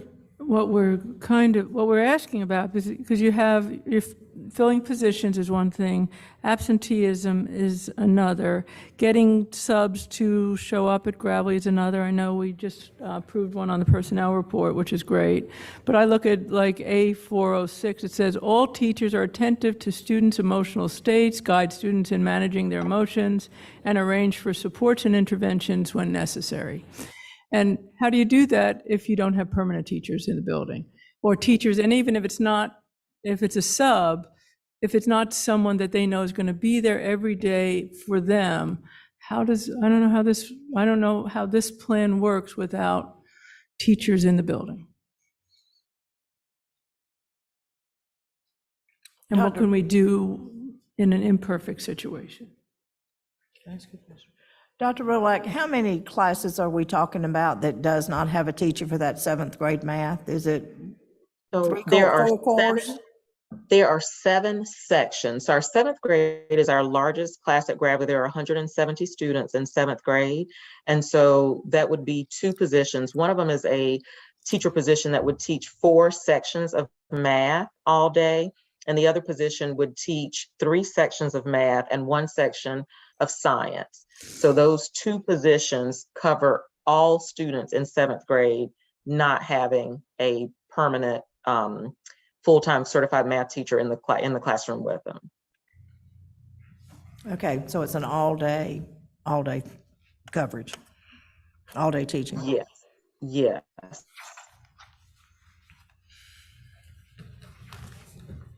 So I would just say, I would like to see the staffing plan as part of this before I approve it. That's where I'm sitting as a board Mr. member. Atherton, may I chime in briefly on that? Sure. I think it might be helpful to sort of untie a little procedural tangle. So one thing that's we may be getting hung up on here is this is both a school improvement plan, which I think several people have identified correctly is developed at the local school level. It's initiated by the school improvement team. It comes to the board for an up or down vote. And it's really things within the power and authority of the school improvement team. So you wouldn't expect a school improvement plan, the typical school improvement plan, to have additional funding because the school improvement team can't fund itself. But this plan is also serving another function, which is to discharge legal obligations because of the low performing school designation. So I guess my suggestion would be, so that we don't get tied up in these things, if a majority of the board feels additional measures are needed to raise the performance of the school, that could be separated out from an up or down vote on the school improvement plan as presented. That's one thing. I mean, the law is quite clear. You have to just vote yes or reject the plan that's been presented to you by the school improvement team. But separately, you could have a discussion and separate action over other information you would like to make part of your plan to improve performance at the school, and something that you would submit to the state board as part of that plan. And that plan has to be submitted before? It's it has to be approved by the board within 30 days of submission of the preliminary plan, which was the preliminary plan. December 9th is. So December. It's upcoming. Yeah. So if the board rejects it, it could come back before? Well, there's two different issues. The school improvement plan, it's an up or down vote by the board. I guess you could defer consideration of it, but I wouldn't vote it down unless you think there's something wrong with the school improvement plan. If you think there's something missing from the plan to raise performance at the school to address the low performing school designation, my point is you could address that separately, because otherwise you're asking the school improvement plan team to change its plan to do something it can't really do, which is address funding and position allocations. So that's something the board and the administration can do, but I would keep it separate from the school improvement plan per se. Does that make sense?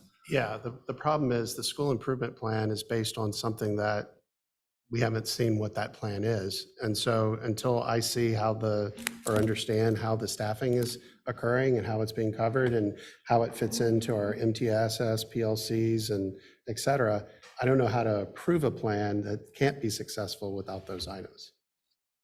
I guess So it could be tabled, is what well, you said again, I'm not sure if I'm explaining it clearly enough, but it sounds to me like your concerns relate to programmatic issues and issues that are within the purview of the superintendent and board, but not things that the school improvement team in a school improvement plan could address. The school improvement team doesn't have authority to add positions to its school, for example, or to increase funding to its school. So that would not normally be part of the school improvement plan. So that's why I'm saying it's absolutely valid to have those discussions as part of the low performing school plan. What's confusing is the state has basically said we should use the school improvement plan template and document to implement the low performing school plan, but I think you could do something separate. You can say, here's what the school improvement team has said we can do with the resources that we have, and here's what we think we should do to raise performance. You can vote that up or down, and then if you think that's not enough to achieve your overall goals, you can take separate action, as opposed to rejecting a plan that on its face meets the requirements of the law. So just to be clear, I wasn't saying there needs to be additional roles at the school. I'm just saying the current roles aren't filled and they're not consistent. Right. And so what is the plan to cover those and make them consistent? I heard there was plans, but we haven't seen those. So obviously that could be the plan, that they would bring additional people in, but that's not my understanding. So I guess I'm struggling with we're being asked to approve a plan that we know there's gaps in the existing resources that are approved and there or hosted. But at the same time, we're being asked to approve the plan as if they are there and it's working well. So that's my issue anyway. Yeah, so I just said, we're being asked to approve a plan that's not practical, given the staffing situation in the schools. And so we're asking for a supplement, an additional piece to the plan that sounds like Dr. Rolak and the school improvement team are working on, to say, here's what we need to do to make this plan work. So the plan we're seeing without that additional piece is not quite, it's not finished, say it that way. So what you're being asked to approve is the plan that the school has purview over. And what I'm hearing Mr. Ramey say is, if in addition to that, we can and it's a plan, so it can always be revised. So that's first and foremost. But certainly we can come back as a district and say, here are the additional things as we continue to work with Dr. Rolak around the plan in terms of staffing and any other additional things that are needed that she cannot control and her staff can't. So by not approving the plan, we are sort of tying up the staff's hands with what that school has said, this is what we can do. That's what a school improvement plan is. This is what the school is saying they are capable and plan to do. And in addition to that, if you want another plan with regards to how the district is getting at staffing and supporting the schools in that way, we can provide that because those pieces are in motion as well. I would find that helpful. So I'm fine personally approving this school improvement plan tonight as the sort of core of what the school improvement team can produce as the plan. But it would be helpful to me to understand the resource, especially around the core instruction. What does the resourcing look like sort of position by position or need by need, and what else is needed for support there. So I'm okay moving it forward to approve this tonight, but I think hearing from a lot of board members just a desire to understand. I'll probably talk more this meeting than I will for the next 6 months, but just I want to be clear, I'm not suggesting by any means, Mr. Atherton, that the board not take up your concern. I think they're very valid concerns that the board should discuss and the administration. My point is rejecting a school improvement plan because it doesn't include things that a school improvement team can't do doesn't seem to me the best way to get to the end zone. If the end zone is we want to do more for Gravelly, then it would seem to me you could, if you support the school, if you don't think there's flaws in what the school improvement team has suggested as within their purview, you say, that's good for the resources you have, we approve that, you can also add more. But that's not the same, that doesn't require rejecting the school improvement plan. So I'll pivot a little bit.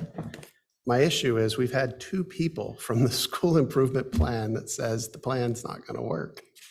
So when I hear directly from the team members saying that, I then have concerns about we're about to approve something just to prove it without having all the facts and how they're going to do it. So that's the issue I have, is not me saying that. We've had 2 people from the group say it. And if I could just add that, I mean, Dr. Rolak, she is on and she has presented this plan and led the work.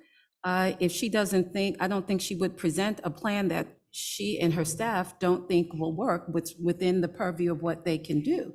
So correct me if I'm wrong, Dr. Rolak, and you're welcome to do that. That's why we have the plan before us tonight. And so if there's additional information you want, we can certainly provide that. But So this in is the talking- school's plan. Right. As I say, in talking with the full school improvement leadership team today, I believe this plan can work. I also believe we will need the additional support. I like the idea of the plan. I like the way it's situated within the NC STAR platform because it allows us the opportunity to update as we go along. Even today, as we met, like I said, there were no major changes, but we updated some of the time.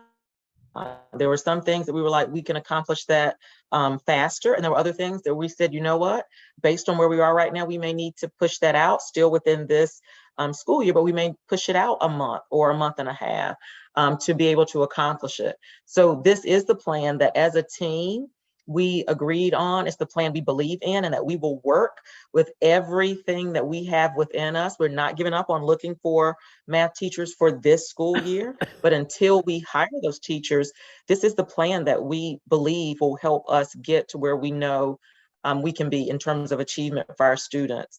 And I personally will say that I believe in this plan, and I believe in the work of the team met to help draft this plan. Yeah, Dr. Rolick, again, this is not aimed at you at all. My concern is nothing in the plan talks about not having teachers. I mean, it assumes they are there, they're in front of the students. It assumes that. I mean, everything talks about the retention of teachers and staff members, regularly coaching them, and that's not what we have right now. Anyway, I'm going to stop because we've got to get to a decision. as the And board. this is partly a question for Dr. Rolak, but I would like to propose that we choose option C, and that's that not an up or down vote, but that we delay the vote until we see the additional piece and let it just come back to us and just tell us so that we have that piece of the plan of what else is needed to make it work resource-wise. And that's all. I don't want to vote on it at all because, we're all admitting that all the pieces are not there. So let's put the pieces there and we'll vote on it. And I would like to see Dr. Rulak be able to work with central office staff to come up with that plan, because I think it's going to take both of you working together to do some kind of plan to get somebody in front of those kids every day. All right, go ahead. Next question for Neil. Isn't there a deadline for approving the school improvement Yes, I plan? was just talking to Dr. Felder about that. It's 30 days from this initial submission of the plan. So again, it's confusing because we have two plans that are required by law, and they're sort of been combined into one document. The school improvement plan, it's not on a normal cycle for a school improvement plan. You don't need to take any action on the school improvement plan for its own sake. What you need to do within 30 days of the submission of the initial plan for improvement, it's called, for low-performing schools, is the deadline is 30 days after the submission of the initial plan. Dr. Felder is telling me she thinks it's December 9th. Early December would be that deadline based on the initial presentation at the last meeting. So you could defer final action on that to that meeting and just kick the whole can down the road. Again, just not to belabor it, but what is the board's overall plan for raising achievement at the school can encompass more than what's in the school improvement plan. The school improvement plan can only encompass what the school improvement team and the principal have authority over. So I would urge you to keep the separate consideration of, since they can't go out and they're not hiring the staff directly. That's coming through central office. If there's a recruitment issue, if there's concern about understaffing, that's something I would take up at the board level, add as a supplement to what's submitted to the state as part of the low-performing school plan. The school improvement plan itself, again, this is a sort of typical, it's following a rubric. There's only certain things that a school improvement team can do. They can't solve all problems. So it's not really a flaw in the school improvement plan if it doesn't address things that are appropriately addressed at the board level, in my view. But to answer the question again directly, yes, you could defer consideration, I believe, till the next meeting and still hit the deadline, as long as you take action at your next meeting. All right, thank you. Are there any further discussion before the board takes some action? Carrie? I would prefer that we approve the plan and then ask for the extra layer of resourcing and staffing detail that we want.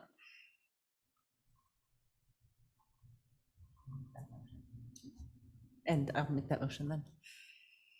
All right, we have a motion. Do we have a second? Second?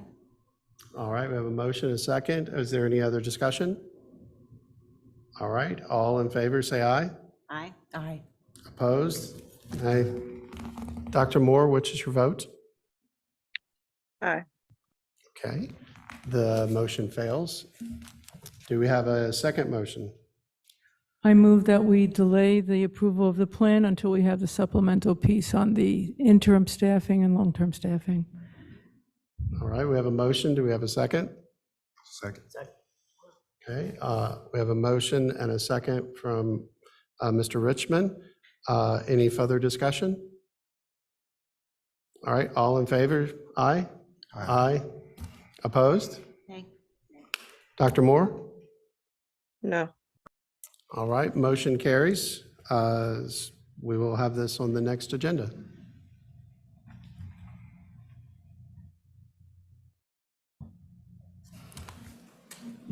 All right, with that, we'll move into the finance audit.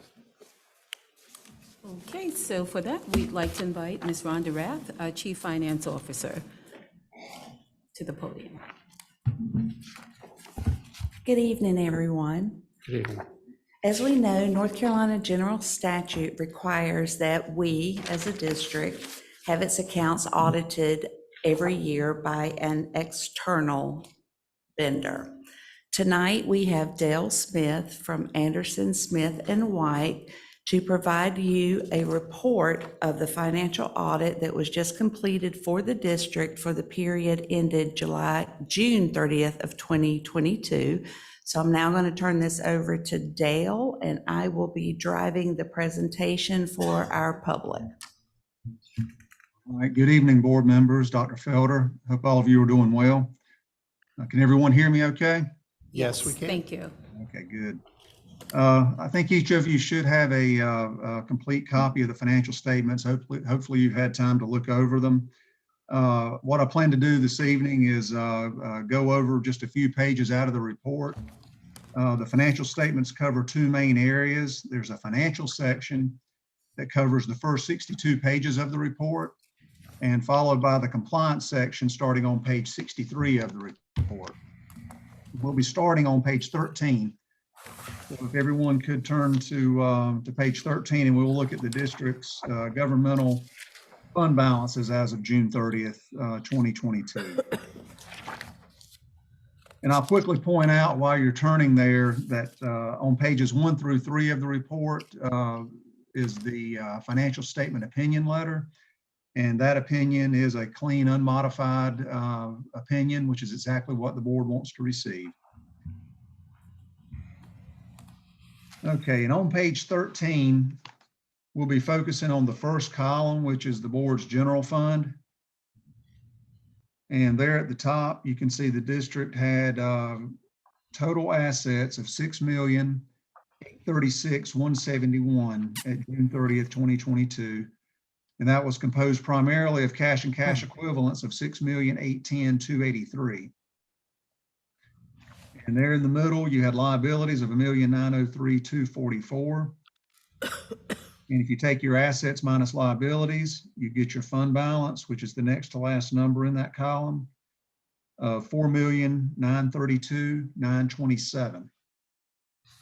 And that amount represents a decrease of about $1.7 million from the fund balance that was reported at June 30th, 2021. And in the year June 30th, that ended June 30th, 2021, the district actually reported an increase in fund balance that year of about $490,000. So for the past 2 years combined, the district has seen its fund balance go down about $1.2 million. And currently the district has budgeted to spend about $984,000 of its fund balance in the fiscal year that you're currently operating in, 22-23 fiscal year. And the district's fund balance is currently at what we would consider to be an adequate level for a district this size. But with all the uncertainty in the economy right now, along with minimum wage increases, rising healthcare costs, and retirement costs, we do feel it's important for the district to have adequate reserves in fund balance, especially with the federal COVID relief funds expiring in the next couple of years. And obviously the district can't continue to spend down its fund balance at the rate of about 1.7 million last year, and you're budgeting to spend another close to $1 million this year. So the board just needs to monitor its fund balance situation and be sure to maintain its fund balance level, fund balance at a level that's considered adequate to meet the cash flow needs of the district, and also have some funds set aside for any potential emergency needs that might arise. Anyone have any questions on the general fund balance? I see none. Okay. And if you read across on that line, the fund balance line, I'll just quickly point out, the district did have $4,832,999 of fund balance in the other special revenue fund at June 30th, 2022. And most of the revenues that flow through this fund are restricted for various grants and programs that flow through the district, such as Medicaid, NC Pre-K, and you've also got your health and safety revenues from the county that flow through there as well. And your capital outlay fund had an ending fund balance of $2,301,968. And your individual schools combined is that last number under the special revenue column of $983,022. So again, I think overall the district's fund balance situation is good as of June 30th, 2022. All right, and the other page that I plan to look at, if you'll turn to page, I think it's 61, and we'll look at the child nutrition program.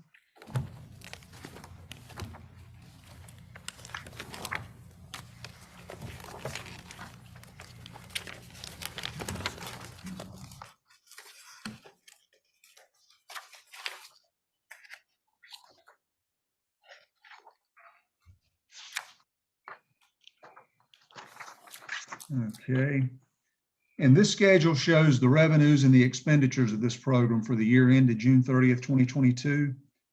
And about 3/4 of the way down on that page, you see a line that says net change in fund balance. That's the last row that has 3 columns to it.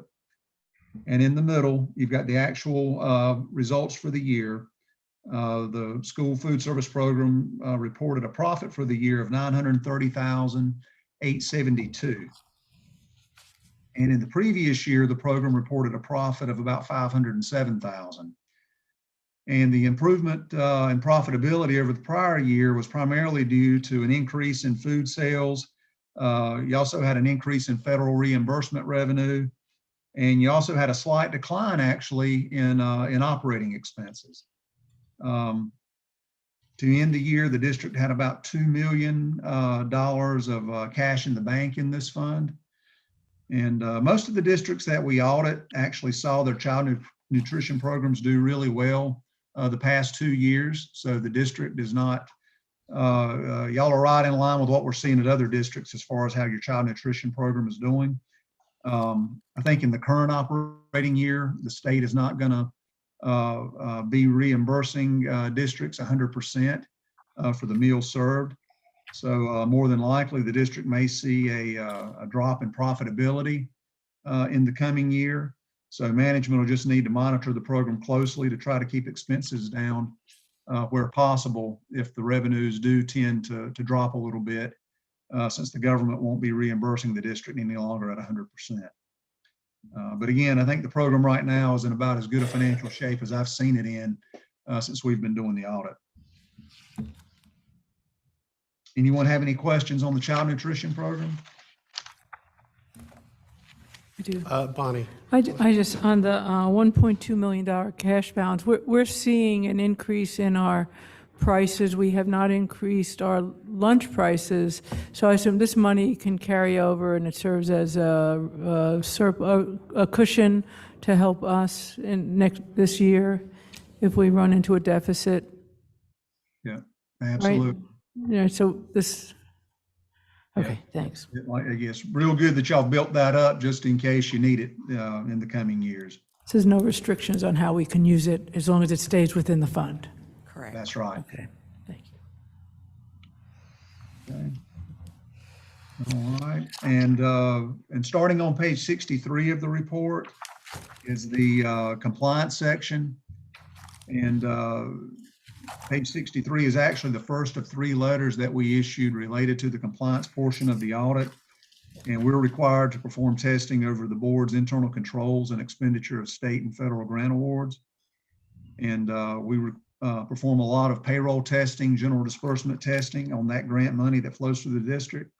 And we're happy to report that all 3 of these letters are clean, unmodified reports. which means there were no internal control weaknesses, findings, or question costs reflected in any of these letters. And there was also a separate 3-page letter that we issued that each one of you should have received. And it basically, we call that letter a required communications letter. And it has boilerplate language, and it discusses that there were no difficulties or disagreements encountered in dealing with management during the audit. There were no uncorrected misstatements noted. And basically, there were no reportable issues noted during the audit. I think overall the audit went very smoothly. And again, I think financially the district appears to be very well managed. The finances are very transparent. And I think Ms. Rath and her staff, they continue to do an outstanding job of maintaining accurate books and records. And more importantly, they're maximizing the state and federal funding that flows through the district. That's something else that we always look at. And her department does a great job of trying to squeeze every penny they can from the state and federal money each year. That was pretty much all I had planned to cover. Was there anything that I didn't go over that someone wanted me to touch on? Bonnie? I have a quick, yes, and we completely agree with you about Ms. Rath and the way she manages these funds. It's quite amazing. Just when you looked at the internal controls, did you look at our use of ESSER funds? And the reason I ask is we had a lot of new programs, different programs, some of them large, like summer programs, they were all new processes. I was wondering if you looked at the controls.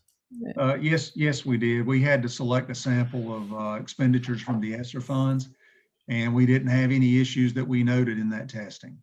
Great, thank you. Go ahead, Sarah. I just wanted to say thank you, Ms. Rath. This is just representative of the excellent work of you and your team. So thank you very much. Thank you. All right, any other questions? I had one question. On page 76. Okay.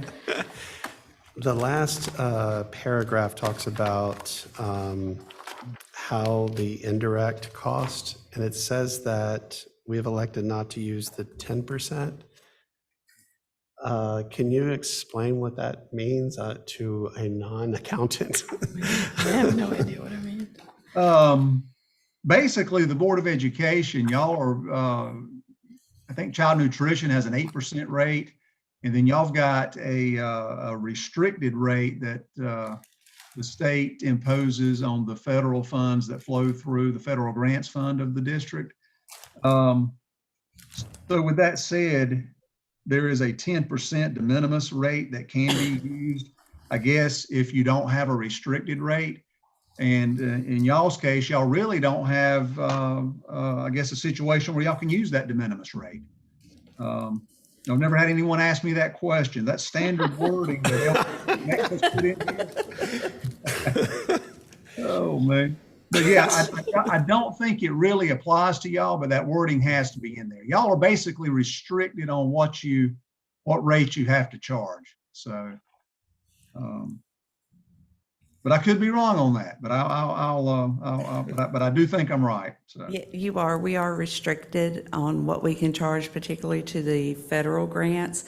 We were also restricted on what we can charge to the child nutrition grant. This is actually the first year that we have been able to apply indirect costs and did apply that to the child nutrition fund because of the state and how well they were doing. There are, and we'll be stepping out here a little bit, so Dale, you can correct me if you know, but I believe that the Child Nutrition Fund are required to have 3 months of operating expenses in their fund balance before you can charge them indirect costs. They've never been in that position where we could charge them. We also do not charge indirect costs to the after-school fund. So this is more of a statement that we're not doing it versus others do it at 10%. I'm trying to understand the context of it because it just says we don't use it. I think y'all are trying to tell me that we have used it in specific cases where allowed, but we haven't in others. We audit about 75 districts. I've never seen anybody use it. Okay. Yeah, it's one of those things that the wording has got to be in there. but for school systems, it really is not applicable. Okay, So, yeah. that's fair. Again, just read it and I was like, yes, I have no idea what this statement means. So. That's a good Believe me, if we question. could get 10%, I'd do it. I believe you. All right, any other questions from anyone? I'd just like to thank both of them for a job well done, and I know Ms. Rath she knows this backwards and forwards for Orange County because she's been doing it so long, and we appreciate your job and appreciate you coming in and auditing this set of books. Thank you both. All right, thank you. Thank y'all so much. Thank you, Have a great Dale. night. All right, thank you.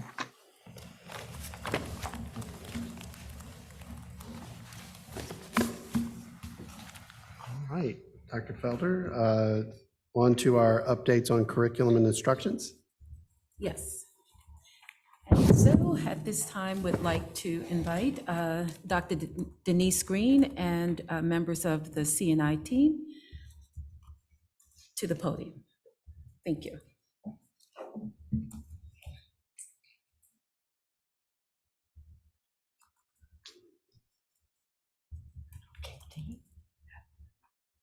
It's always a delight to have them behind me, I tell you. It's a great team. It is a fantastic team. Well, good evening, Board Chair Mr. Atherton, Vice Chair Ms. Purcell, board members, and Superintendent Dr. Felder. Within the Office of Curriculum and Instruction, we have developed an instructional framework which is centered around differentiated core instruction, data-informed decision, and conditions for teaching and learning. It also focuses on several questions, but 4 I want to highlight, which you will hear woven throughout the presentations this evening. One is, what are we teaching? How will we know when students have learned? How will we respond if students don't learn? And how will we extend learning for students who've mastered? This evening, the people behind me will bring life to these questions through their presentation on the ELA curriculum implementation and rollout, the Think Circa relaunch program, solution tree, and branching minds. So I'm very delighted and pleased to bring forth Ms. Amber Wilson, Executive Director of Literacy, Ms. Mariah Morris, Director of Literacy, Dr. Chris Gammon, Executive Director of Curriculum and Instruction, and Ms. Emily Myers, Director of MTSS. Thank you, team. Good evening. It is so exciting to be back here with you this evening to share more about our timeline and implementation plans for rolling out the new literacy curriculum, HMH, so Houghton Mifflin Harcourt, into reading, and HMH into literature. So I feel that it's important for us to share briefly how this plan and timeline were developed by harnessing the voices and perspectives of our amazing teachers, our administrators, and our instructional coaches who serve our students directly each and every day. Can you please ensure that our board members have the packet that I will reference momentarily? And I have to get the clicker. There we go. Okay. So a curriculum implementation planning team was selected that includes diverse representation from every elementary and middle school. Some schools have more than one person in order to ensure that we had voices that represented the K-2 teachers, 3-5 teachers, middle school teachers, literacy coaches at each level, principals, and assistant principal voices. At the first implementation planning meeting on August 26th, the team spent our time focused on introductions of each member and the lens that each of one of them brought to our team. We also spent time learning specifically what we were going to be implementing, getting a sense of readiness for implementation across the district, And we had a discussion around professional development and supports that are available through HMH implementation. We were excited by the vast majority of our team members saying that their schools and teachers were eager to get started and already unpacking boxes of materials that had just arrived at their schools. The team members shared positives that they were already noting about the new resources, as well as posing questions and concerns that had already come up. The second meeting of the team was held on September the 15th. We did hold an elementary team and middle school team meeting separately based on our first meeting discussion and feedback. This meeting was focused on reviewing feedback from the PLCs, discussing the material distribution, and begin drafting implementation timelines and priorities. We also had time to share celebrations, challenges, and questions that had come up as teachers had begun using materials already at this point. We looked at the data from the PLC surveys and were very encouraged by the high percentage of teachers who were already implementing components of the program or who were getting ready to begin prior to implementation requirements coming from the district. There was an overwhelming amount of gratitude that was shared by teachers for having time and the opportunity to try things out in an organic way that allowed flexibility for teachers in each classroom in every school. The next meeting was on October the 6th, where draft implementation and professional development timelines were reviewed again for tweaks and final feedback from our team. Additionally, middle school level novel point selections were finalized based on teacher choice yet again. Every teacher in ELA in middle school got to put their say into the novel points and how they were utilized in their building. The Media Technology and Advisory Committee, also known as MTAC, those processes were followed for all books to be added into the collections for each school per policy 3200. Working with this team has been a wonderful experience, an example of how powerful collaboration can be in developing shared plans and vision for the work. So in the packet that you received from Franklin, thank you, Mr. McCune, for passing those out, you have a copy of the implementation plan that looks like this. You will note that it is organized with a curriculum overview. There are timelines for implementation that are there for you. I will go through those in just a few moments with Ms. Morris here on the slides, as well as the professional development plan. And then there are 3 phases of implementation. There's planning and preparation, implementation, and fidelity checks and advanced implementation support.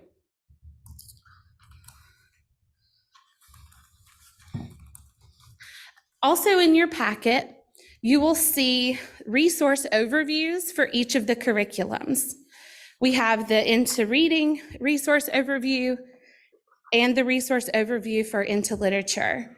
These were provided so that at a glance, you can see all the various components, parts, and pieces that are within this curriculum to support instruction for both the core level as well as differentiation and support for our EC, AIG, and ESL learners.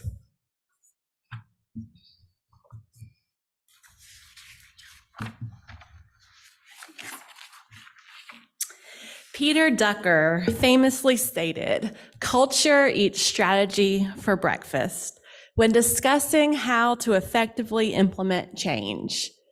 This quote simply means that no matter how well designed your strategic plan is, it will fall flat unless it shares the appropriate culture with the team who is charged with implementing it. At the end of the day, the people who implement the plan matter. And for us, that is the teachers and the administrators and the literacy coaches of our schools. The timeline represented on this slide, as well as in your packet, reflects the idea that the voices of our district implementation plan team, who Ms. Wilson shared with you, represents our administrators, teachers, and literacy coaches, leaned heavily into the creation of this implementation timeline. We asked our implementation team to design the ideal timeline based on staff feedback from their PLCs at their schools and feedback that they had received from teachers in their building. We feel confident that the timeline shown on the screen is moving the work forward at an appropriate balance, balancing both the urgency of implementing a new curriculum as well as the realities of what it feels like to be implementing something new each and every day with students in the classroom. All grades K through 5 will launch into reading as our core ELA curriculum at the beginning of the second semester in January. K2 will hold off on launching the foundational skills component until next school year. K2 will maintain Haggerty and Letterland this school year to teach foundational skills, which we have already seen great success with, so we feel confident in pairing that with Into Reading for the reading and the writing components of ELA. Additionally, grade 3 will maintain From Phonics to Reading throughout the course of this school year. We would like to note that New Hope Elementary School has decided to pilot the foundational lessons from HMH. That data is providing us with great information about the scope and sequence and how well that can push forward our foundational skills when leaning into the curriculum. Amira, which is a one-to-one online fluency tutoring program for students in grades K through 5, will launch in March after we have been able to dedicate our time and attention into launching the core components of the curriculum. Writable is a personalized writing tool that guides students in grades 3 through 12 through the writing process with a research-backed tool for personalized feedback and revision. Writable 2 will launch in March after the main components have been successfully implemented. Teachers are already excitedly trying out Amira, and we already have good information that teachers have really enjoyed exploring it and getting to know the program. However, Amira and Writable are considered add-ons, and we want to make sure that we intentionally launch them in relationship with the instructional core frameworks for literacy, as well as some of the other components that we're noticing we need attention to through our PLC work. HMH Growth Measure is an adaptive assessment tool that drives differentiation of our core instruction. We will layer our HMH Growth Measure into our rollout beginning in year 2 of our implementation. This will provide us with ample opportunity to study our assessment expectations and align this growth measure with the structures that we put in place with our PLC work, such as our common formative assessments, as well as our MTSS structures, such as our universal screening. We believe moving forward with intentionality is best and leaving that to year 2 of implementation. The next slide shows our Into Literature implementation timeline. On this slide, you'll see that we will launch HMH Into Literature for grades 6 through 8 in January. All students will be exposed to Into Literature as the core curriculum beginning in the second semester. Again, Writable will be launched in March as a personalized writing tool that helps guide our middle school students through personalized feedback and revision. As Ms. Wilson noted, all schools were provided with novel points that they were able to use to purchase novels that integrate into the lessons. Each grade level at each school were able to select their own novels based on how they thought their students would enjoy experiencing the integration into some of the larger themes, as well as the North Carolina standards that were presented in each unit. Additionally, in grades 6 through 8, we have already had many classrooms already try out different components of Into Literature. We want to make sure that our teachers have the experience, professional development, and any support that they need to also explore things like the digital classroom library, which is a wonderful, ample amount of online text that they can use right now to supplement their work moving forward, even ahead of the rollout. Our teachers have reported that they have really enjoyed using the interactive response logs, graphic organizers, customizable skills instruction, peer coach videos, and high-level visual summaries of skills and anchor charts. The next slide was also designed by our district-wide implementation team. So this was not Ms. Wilson and me creating our idea of what we thought support would look like, but rather we really did lean into the voices of our team to make sure that we were building out support structures that carried throughout the launch of HMH. You'll see the top two orange bands represent ongoing professional development. The Teacher's Corner is available 24/7 for professional development on demand through the HMH online portal. So teachers can get in their comfy jammies at home and instead of firing up Netflix, fire up HMH. The coaching sessions are also available throughout the course of the year through a blended model. We have invested in securing additional coaching for our coaches so that they feel like they're leading this work and that they have been poured into as instructional leaders ahead of the teacher rollout.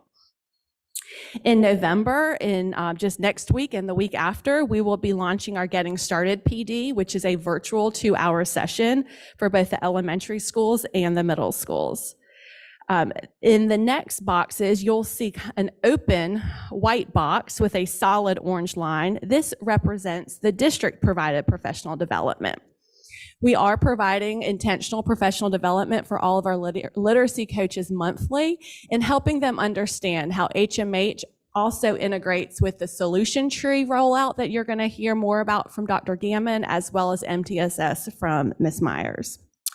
We are providing office hours weekly for our literacy coaches so that they can come on and talk to Ms. Wilson and myself about questions. And after our Getting Started PD, we will open office hours online each week for teachers and administrators to get on and ask questions of us as well. Additionally, we are launching virtual text complexity professional development that is also on demand, but created by the OCS curriculum and instruction team for teachers to navigate how to scaffold complex texts, which we know our students are going to be exposed to more than ever with this curriculum. Finally, the boxes that have the dotted orange line reflect school-based PD that coaches will be asked to lead alongside their administrative teams. So at this point, I'm going to turn it over to Ms. Wilson. Thank you. So we wanted to take this opportunity to hear some voices from the field so that you could hear the voices of teachers and school-based leaders about their perspective with the HMH implementation rollout. Each of these teachers and leaders have firsthand experience with the rollout and implementation within their school. We have classroom teachers who have already jumped into trying out various components in their classroom. And additionally, we're excited that our specialists are already working through how they can utilize the resources as well for differentiation with EC, ESL, and AIG. We're first going to turn it over to Senora Alexandra Falla, who is one of the dual language teachers from New Hope Elementary School. Just so you know, Senora Falla is joining us virtually this evening, and I'm hoping that she is here and unmuted. But she is one of the first, I hear her. Yes. Hello. Hi. She is one of the first dual language teachers that joined the New Hope program and has had the opportunity to be a teacher leader in that building and help build out what the dual language program looks like at New Hope. So I think it's important that you get to hear her voice and how this curriculum is going to support the work that they're doing within that program. So, Senora Falla. Thank you. Good evening, board. Good evening, Ms. Superintendent, Ms. Wilson. After 3 years following the Unit of Study program here at New Hope, we're able to see that Arriba la Lectura, that is the program that we have parallel and HMH, has brought more opportunities to do a cross-linguistic bridge with the English class. We find this program more suitable for developing bilingualism and biliteracy. Each unit proposes the main theme, as essential questions that is developed in both classes, and students learn vocabulary and skill in context, becoming aware of the differences and similarities between Spanish and English. We are also guiding our planning with the standard in mind, adjusting all the lessons and materials and taking from the program the resources that are more relevant for us.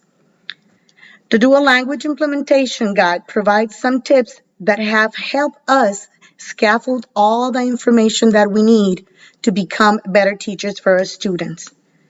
The Read Aloud text presents good content and very interesting visuals and are connected to the main theme of the unit, which enables students to use the vocabulary that is going to be used within a context.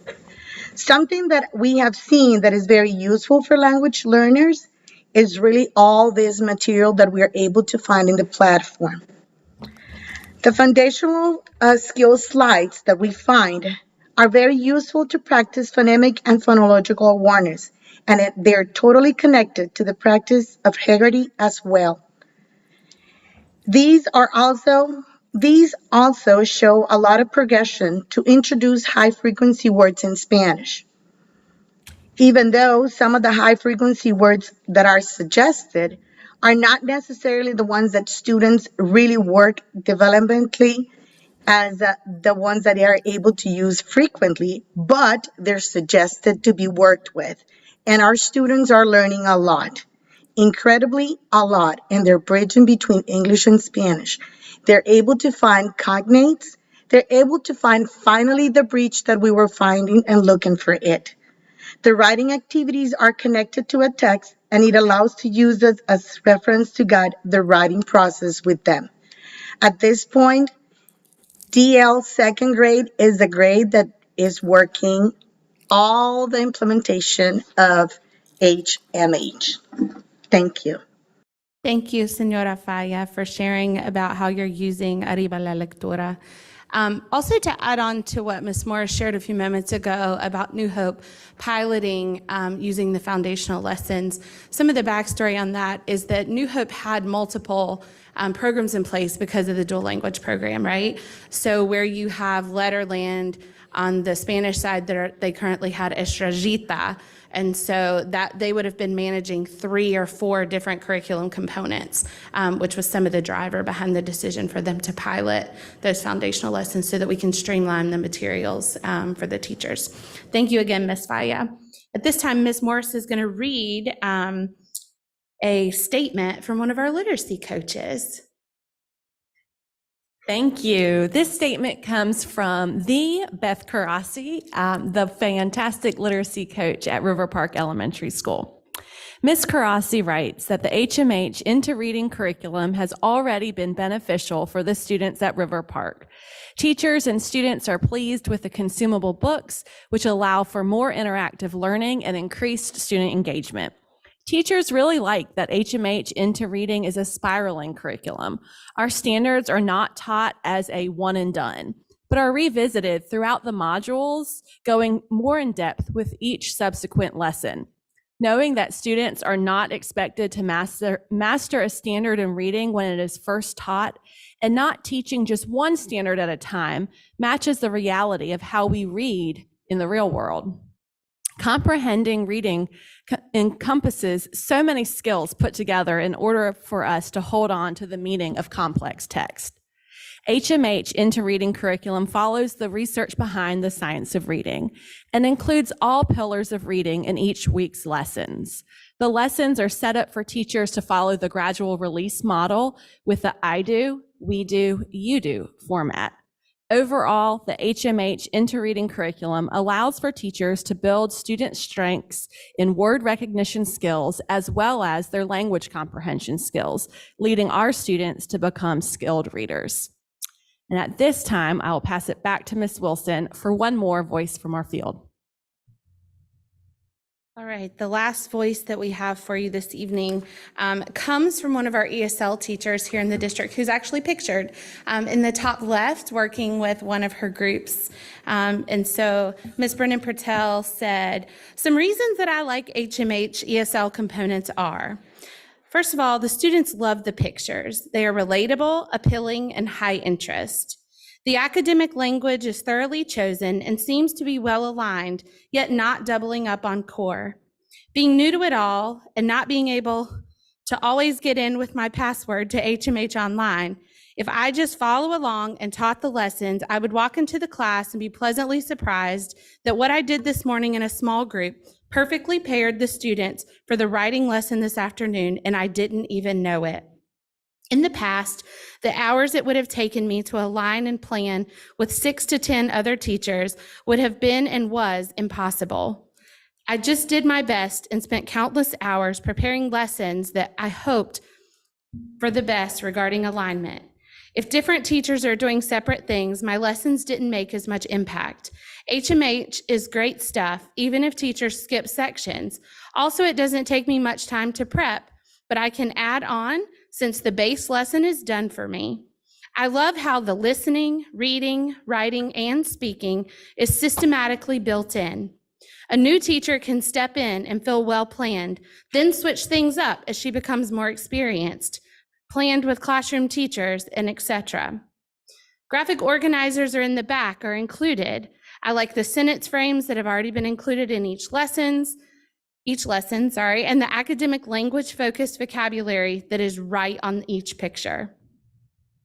I can easily make a good slide deck and send it to my online reading volunteers now and then, and they can then reteach a lesson and continue the conversation each week. Also, Y-Learner teachers can use the slide deck as well in after-school support. This is good stuff. Thank you.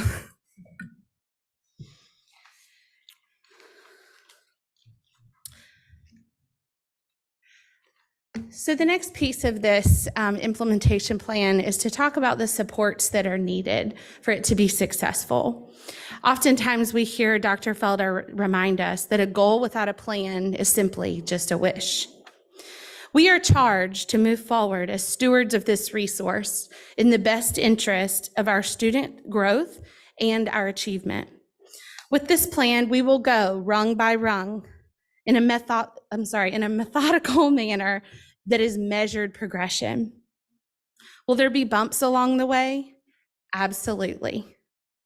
Will there be moments of frustration and questions? Absolutely. But we will not waver in our journey forward, and we will do what is best in the interest of our students. As a team, it is our responsibility and our mission to be responsive to our teachers, to be responsive to our literacy coaches as their needs as we move forward. Of the board, we ask for support, for commitment, and for grace as we move forward. We thank you for your steadfast commitment to the support of literacy across Orange County schools, and we look forward to providing regular updates to you on the implementation as we move forward. Without a doubt, the OCS Board of Education and district leadership are committed to advancing literacy for each and every student in this district. We will move forward with this plan, as I said, rung by rung, with determination, with perseverance, and hopefully with your grace. So thank you. Unfortunately, we're not done. So next up, we're going to talk about Think Circa, which is also a literacy initiative here in Orange County schools. So we're going to provide some updates around Think Circa. But before we jump into our Think Circa relaunch plan and timeline, first, we would like to spend a few minutes with you ensuring that everyone has a common understanding of this curriculum and why we believe it has the ability to be so impactful for the students of Orange County schools.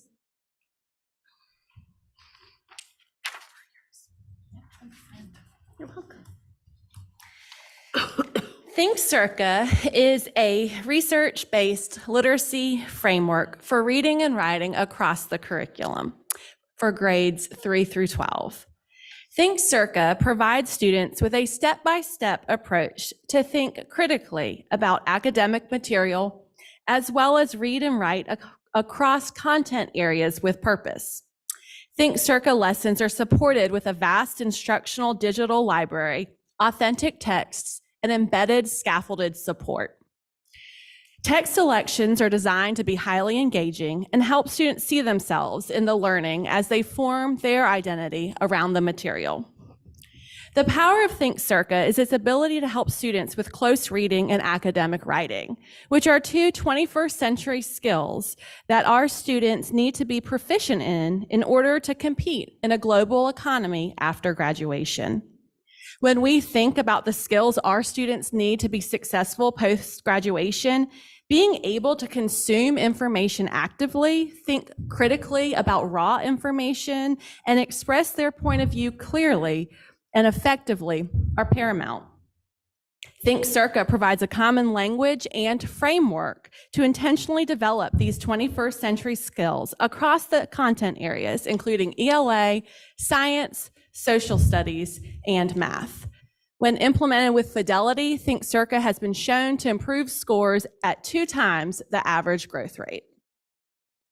This graphic captures the purpose and the why behind Think Circa. Oftentimes, writing is presented as a separate academic activity that is isolated to a designated time during ELA class. It's Writing Friday, kids, and that's when we write. However, being able to digest information critically and express oneself through writing is a skill that is necessary across the workforce, whether it is in a science lab with having to write a research brief, or as a police officer having to present information to the public at a news briefing, or as a construction manager having to communicate plans in order to gain town ordinance approval. In order to prepare our students to thrive as 21st century citizens, our students must be able to express themselves and effectively communicate ideas. In the real world, this does not happen in the silo of ELA. Rather, it's a cognitive process that should be nurtured and intentionally developed across the content areas. Think Circa works to be that bridge between different academic areas and provide a clear and consistent framework. Think Circa provides a Circa framework to enable the development of written expression across all content areas through the framework you see on this slide. This strategy is akin to the power behind using an AVID strategy school-wide. The idea is that throughout our secondary schools, throughout all the different core classrooms, students will learn the CIRCA acronym, where C stands for making claims, E, supporting with evidence, R, explaining with your reasoning, I, identifying counter arguments, and A, addressing your audience. By overlaying this framework across all academic disciplines and throughout the school, grade by grade, students will learn this common framework, the vocabulary and the structure through which to become critical thinkers and writers. The CIRCA framework provides a common language through which to organize and develop arguments in written form. It pushes students out of the role of being passive recipient of information and into the role of being an active consumer of academic material. Having a clear framework with embedded writing scaffolds provides appropriate scaffolds to grow writers who can enter the lesson with all different abilities. So just as we felt it was important to have shared understanding of the curriculum, as Mariah has shared, thank you, we also feel that you need to understand where we have been in order to comprehend and understand our next steps forward. Think Circa was initially adopted in Orange County Schools during the 21-22 school year. The contract began in July of 2021. During the initial implementation, usage data showed initial early implementers at each school in pockets across the district.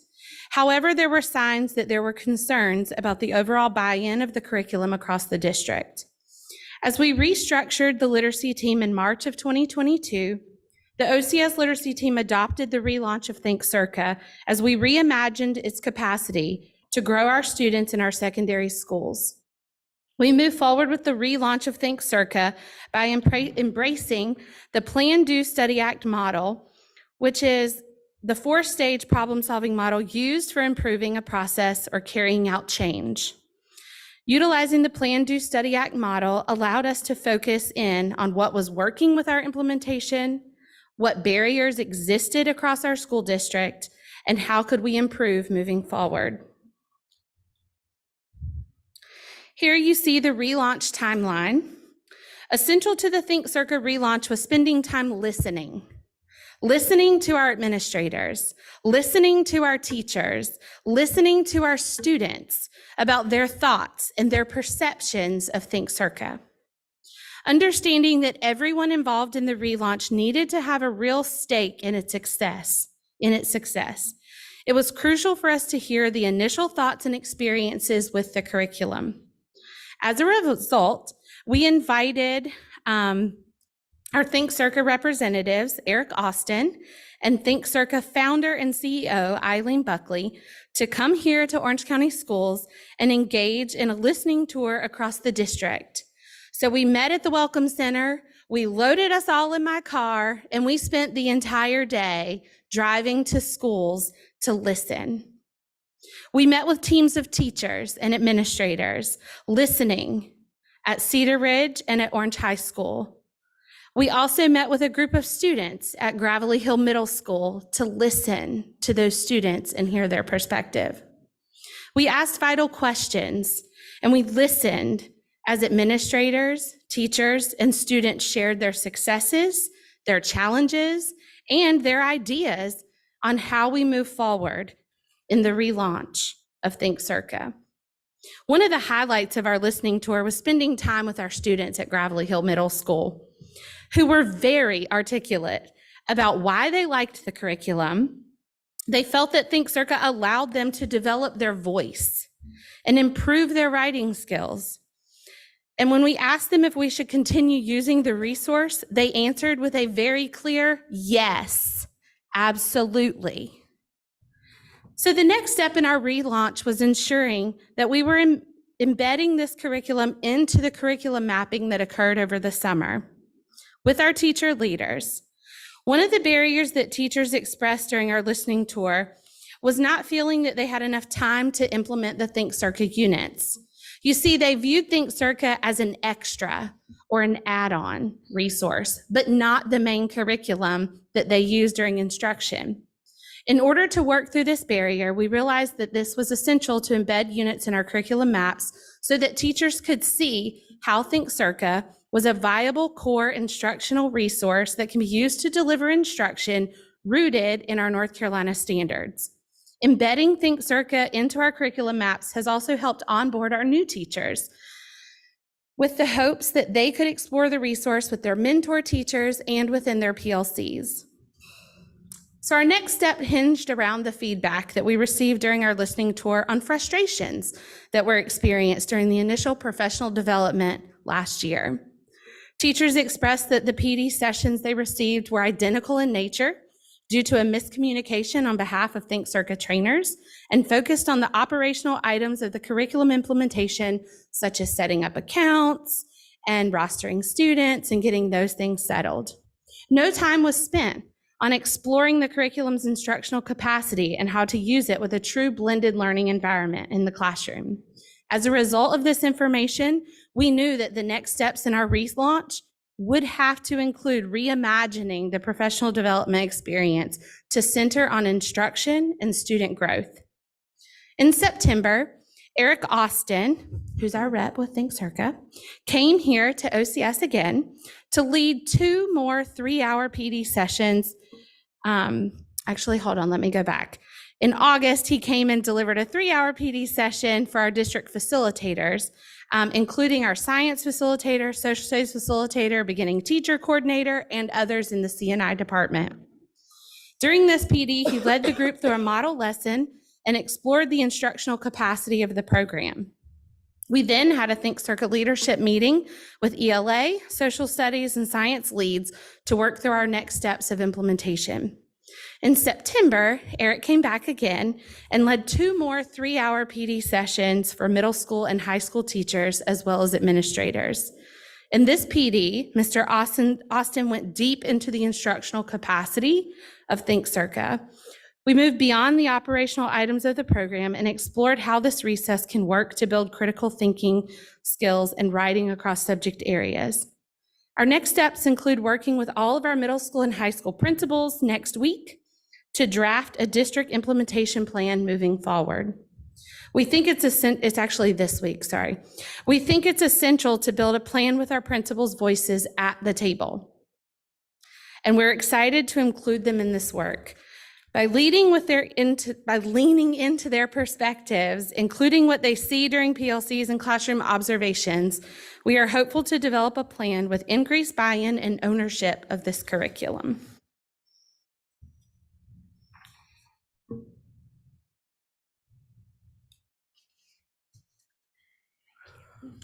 So as we move forward with our implementation, we are hopeful that our implementation plan captures our feedback from our students, our teachers, and our administrators. When we launch our new implementation plan in later November, we will move forward with clear guidance and suggestions from the people who will be impacted to ensure that their voices will be heard in much the same way as our HMH implementation plan. With clear guidance and guidelines, we'll be able to ensure fidelity of implementation so that we're moving away from just a couple pockets of implementation success at the schools towards a more broader implementation that truly gives students the exposure they need to develop their writing skills. Part of this guidance will include quarterly checkpoints with our administrators to analyze student data usage and student academic performance data. We are committed to continuing our journey with Think Circa through the lens of the Plan, Do, Study, Act steps. And we look forward to providing regular updates to the board on our progress and seeing how Think Circa can be maximized to provide growth and learning opportunities for our students. Again, we will need your support from both the board and district leadership to ensure that we have the support, the commitment, and the grace as we move forward. We remain committed to our work and committed to advancing literacy across the curriculum in OCS in grades 6 through 12. At this point, we will now welcome Dr. Green. Nice. You can hear the intentionality in their report and wanted to make sure that they covered our bases. We're going to pause at this moment right here because we're watching also time. We want to see whether or not our other two presenters here that will speak on Solution Tree and Branching Minds, or what's the desire of the board. So, board, I would recommend that we ask any questions we have on this material, defer the other two, as we definitely need to cover the capacity review and reassignment plan and move out the equity plan, equity training to our next meeting, which is focused on equity. And I've just been chatting with Dr. Felder about those, and I believe that's the recommendation. That's correct. Yes. Okay, is the board amenable to that? Yeah, just one thought, which is the other two curriculum items, potentially we could talk about those in student achievement. We'd plan to use some of that time to follow up, to ask follow-up questions if we had them. So depending on their availability to come there, we could discuss it there. That's a great suggestion. Any other thoughts from board members? The only comment I had on the two was thank you so much. I learned a lot personally. And one of the things that came to my mind as y'all were talking is there was a wonderful thing that y'all did, I don't know, is it a couple of years now? It feels like it, where y'all set up times and we actually got to go in the classroom and actually see this. And it meant a lot more to actually understand from what we talk about here to seeing the passion and the students and the interactions. And I would just recommend, when is the right time, the grace, that you help facilitate us to do that.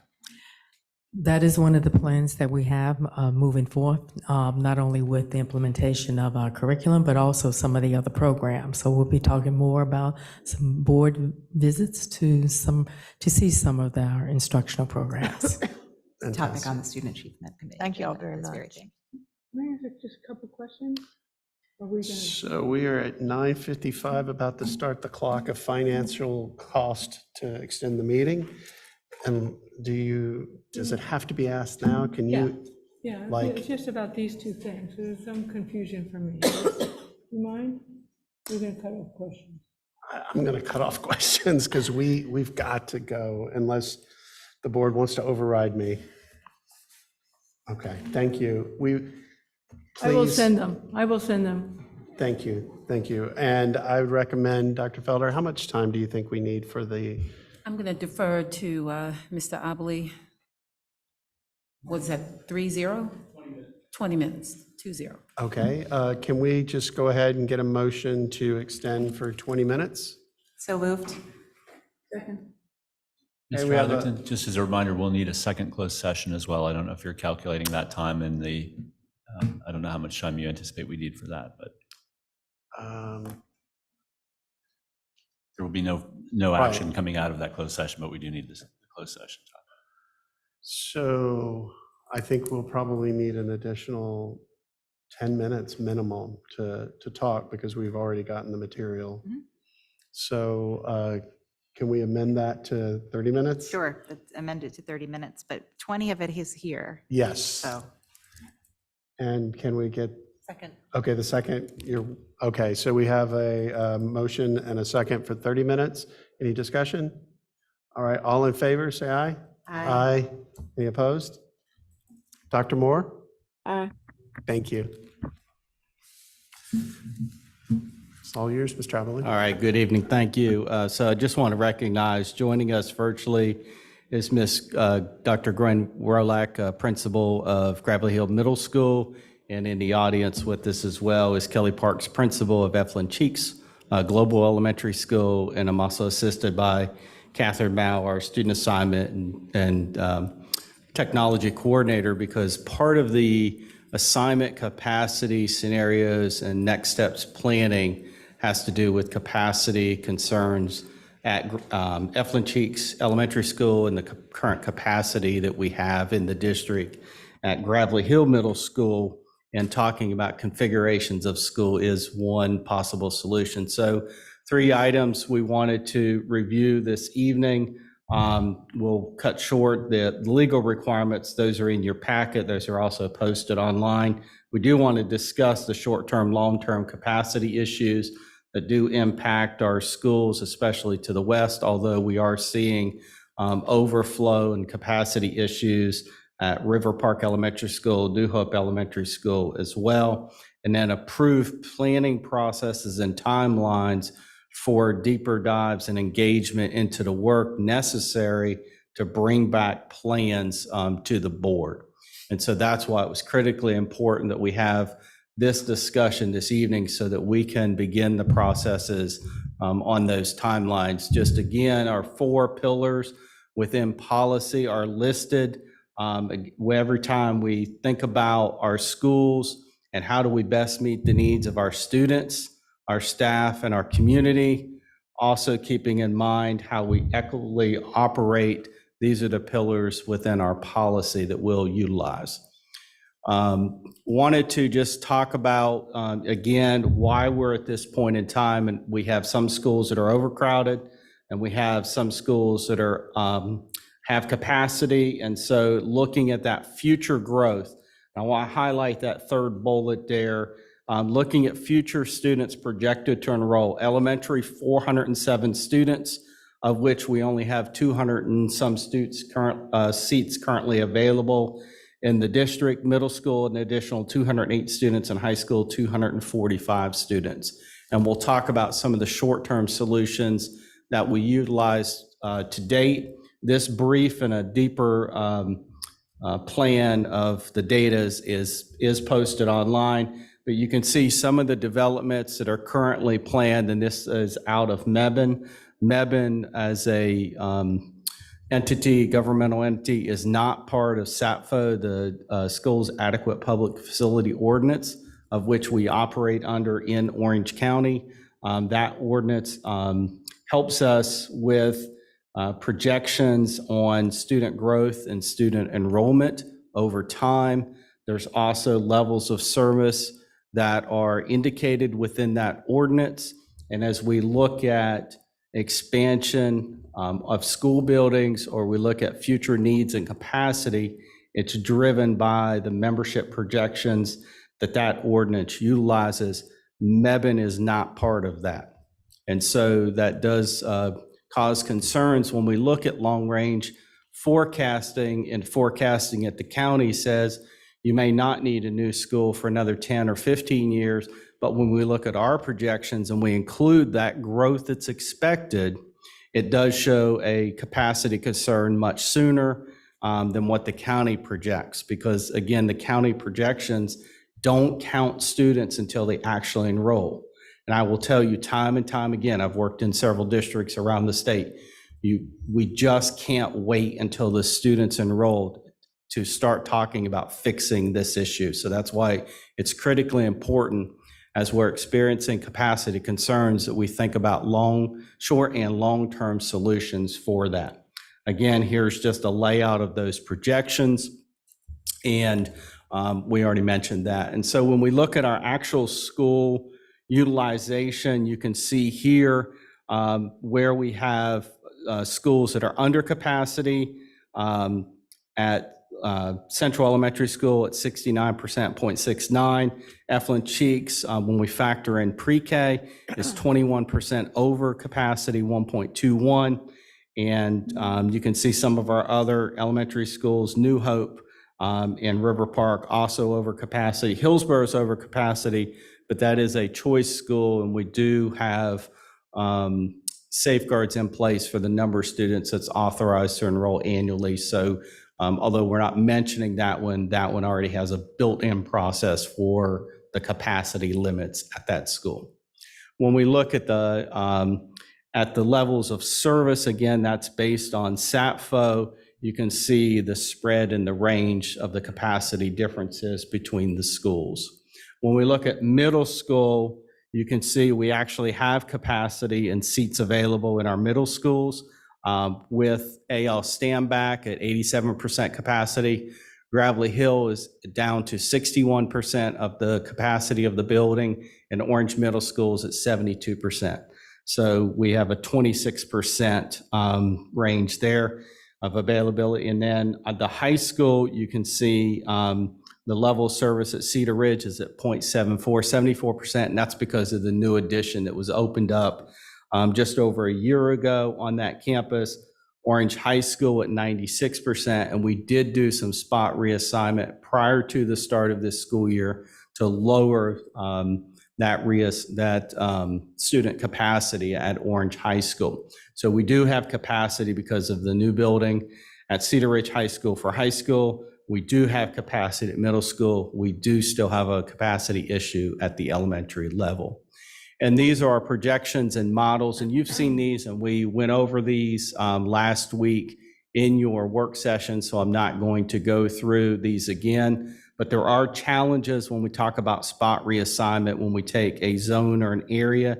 You can see a couple here highlighted, especially in the southeastern part of our district, where a section or a neighborhood or a multifamily unit has been reassigned from one zone to another zone. There are problems when we do that. It's a short-term solution. We do create more issues with transportation and trying to keep efficiency. And so those factors we look at can compete with each other because we want operational efficient buildings and we want to utilize buildings. But then also if we're busing students back and forth across zones, because we're spot reassigning, that can cause inefficiencies and higher costs in our transportation department. So we want to talk Eflin Cheeks. We know Eflin Cheeks is the highest school over capacity at this point. Some of the things that took place, we did open up the transfer window. Only one student transferred under that option. We did a temporary spot reassignment for Havenstone to Central Elementary School. Only one student was identified that had enrolled to date, and then the family indicated they were enrolling elsewhere, not going to the overflow school. The other option, another area that the board approved, we do have an RFP out for mobile units. We do have a design, and we have located power, sewer, all the conditions on the campus where mobile units would be located. So we will have bids coming in next week for mobile units. We'll be bringing back those lease agreements for the board for consideration. But we were already planning to mobilize mobile units for construction there over the next several years with some of our older school facility improvements. But we are going to utilize those to help somewhat with some capacity overflow concerns. But just keep in mind, we can't just necessarily increase the capacity on the campus, one that has impacts with SAPFO, but it also means we haven't increased the core capacities, the cafeteria, for instance, with additional classes, and what that looks like with students moving around the building and restroom capacities, et cetera, with additional students. But it would give us a little bit of flexibility as we talk about some of the other options. There are other things the board can do. I want to be very clear about that. You know, there are other options that we considered but didn't recommend, such as capping the school. We just simply say the school is closed, period. Not to students in certain new developments, but any student in the existing school boundary zone for Eflin-Cheats cannot enroll at this school, and you are assigned an overflow school. One of the issues with that is transportation, because every student, regardless of where they live, we're still obligated to provide school transportation. And you can imagine with the needs and the stresses on our transportation department today and the lack of drivers, how difficult that would be. It also, I'm very concerned from a safety standpoint for students. You know, this morning it's still dark outside at 7 a.m. Many of our elementary students are already on the bus by 7 a.m. And you have multiple buses traveling down roads or in developments for different schools. That can be very confusing as to young students which bus they're getting on or getting off of. And so I do want to recognize that. There are calendar-based tracking options we can do. We can certainly put more students in a track school program to increase capacity. And then we do have 16 non-staff transfers at the school, and the board would have an option to have those students return back to their home schools. Some other items, and I will ask Ms. Parks to come forward. There are some school-based items that are possibilities when there's capacity concerns, and such as combination classes, moving students to carts. And then what you approved this evening was class size reduction teachers with sign-on bonuses. So Kelly, I don't know if you want to speak to these items or other things, because I know your school internally has been trying to address this challenge as well. Hey, everybody. So I made a list because I'm really tired and we're getting kids in like 9 hours. So some of our facilities, we've made adjustments to arrival and dismissal procedures to streamline and protect instructional time, to basically get them in faster so that we're not interrupting our morning instruction. We do have a couple teachers that are on carts, and we've created transitional spaces. We have also repurposed some spaces. We've got some instruction happening in hallways, tables that are set off to the side. It's not ideal, but it works. And then general housekeeping and cleaning, getting rid of things that we do not need anymore, things that are broken or not usable, so that we have maximized space. As far as instructional time, we have a lot of on-site coaches, and we're having them push directly into classrooms to maximize space.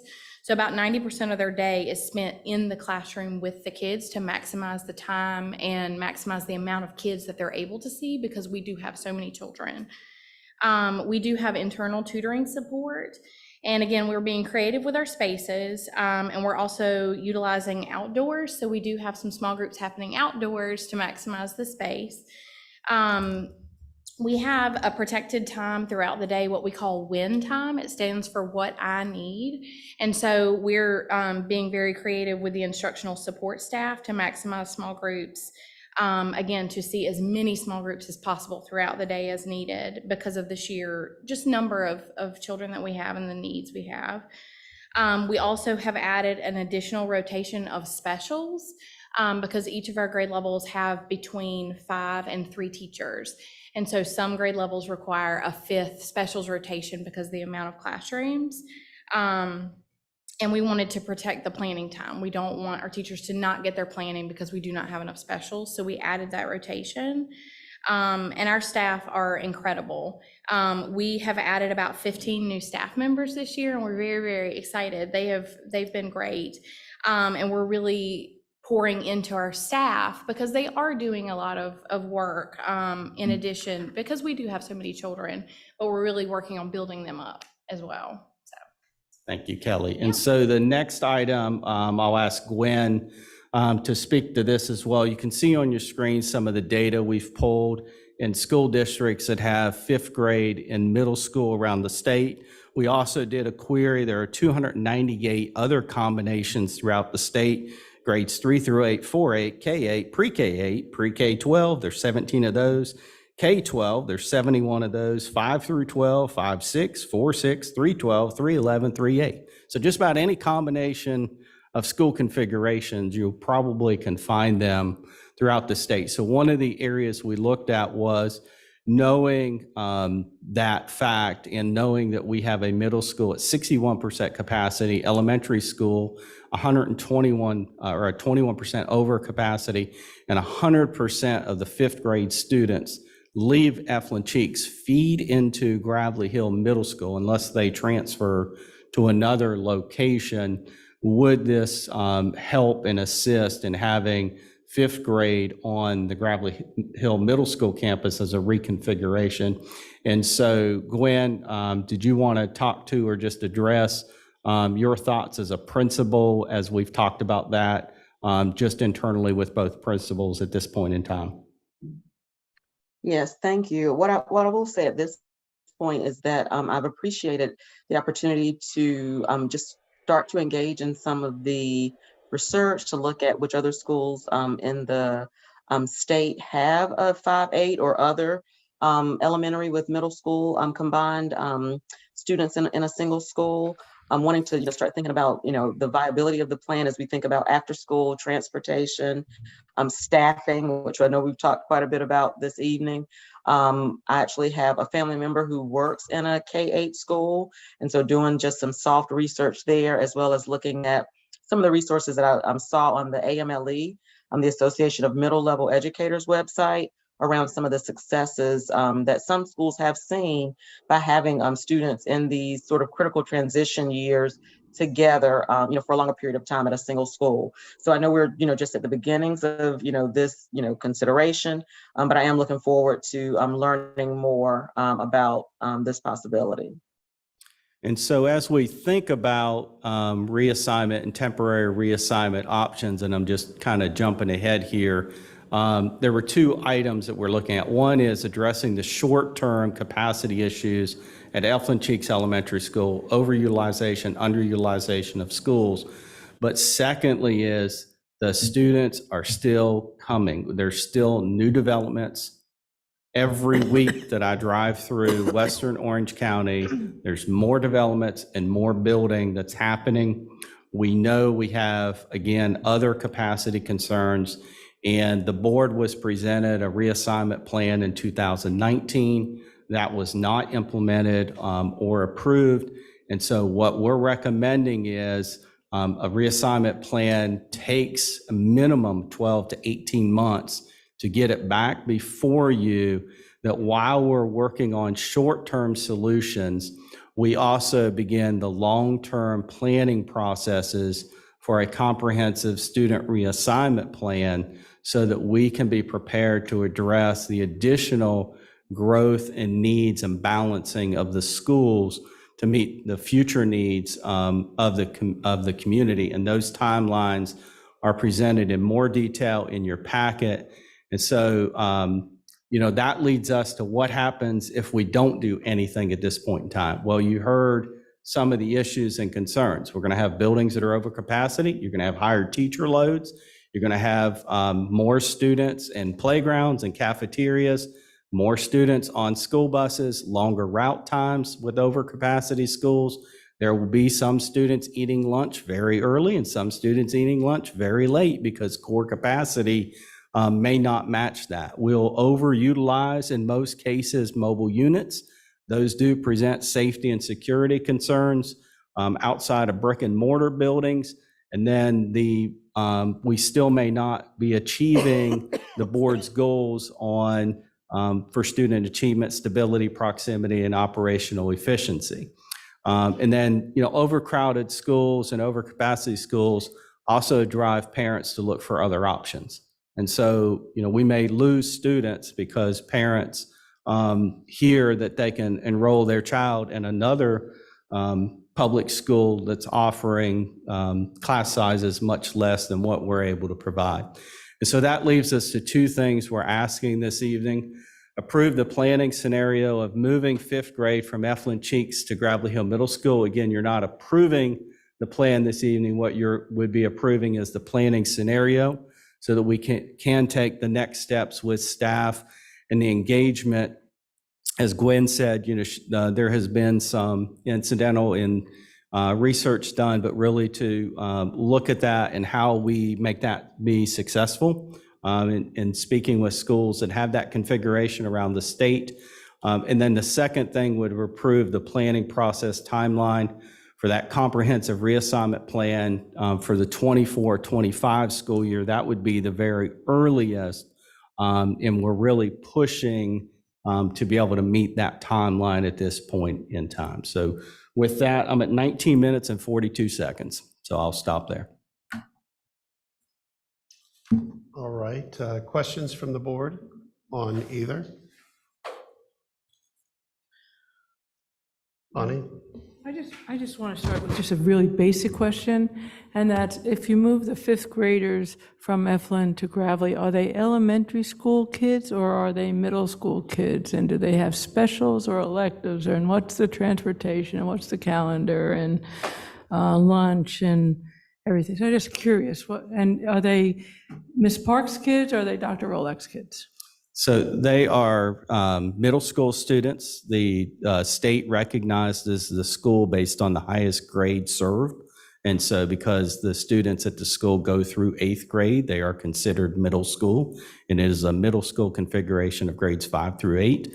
What that looks like, whether we have them in an academy type setting or a pod type setting, whether they're mixed in with the general school population, that's what the planning processes looks at that the best practices in order to, one, achieve the goals and the transitions, because whether they make a 4-5 transition to middle school or a 5-6 transition to middle school, we know that transition is very critical to their success. And so there are different models and different programs as to how that looks.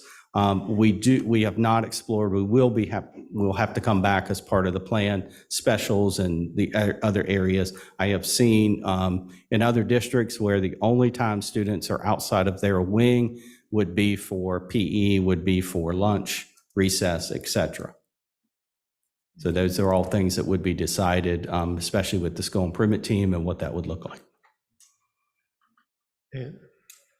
Have you heard of, have you looked at, do you know if North Carolina has 4 through 8 schools? Yes, there are 4 through 8 schools.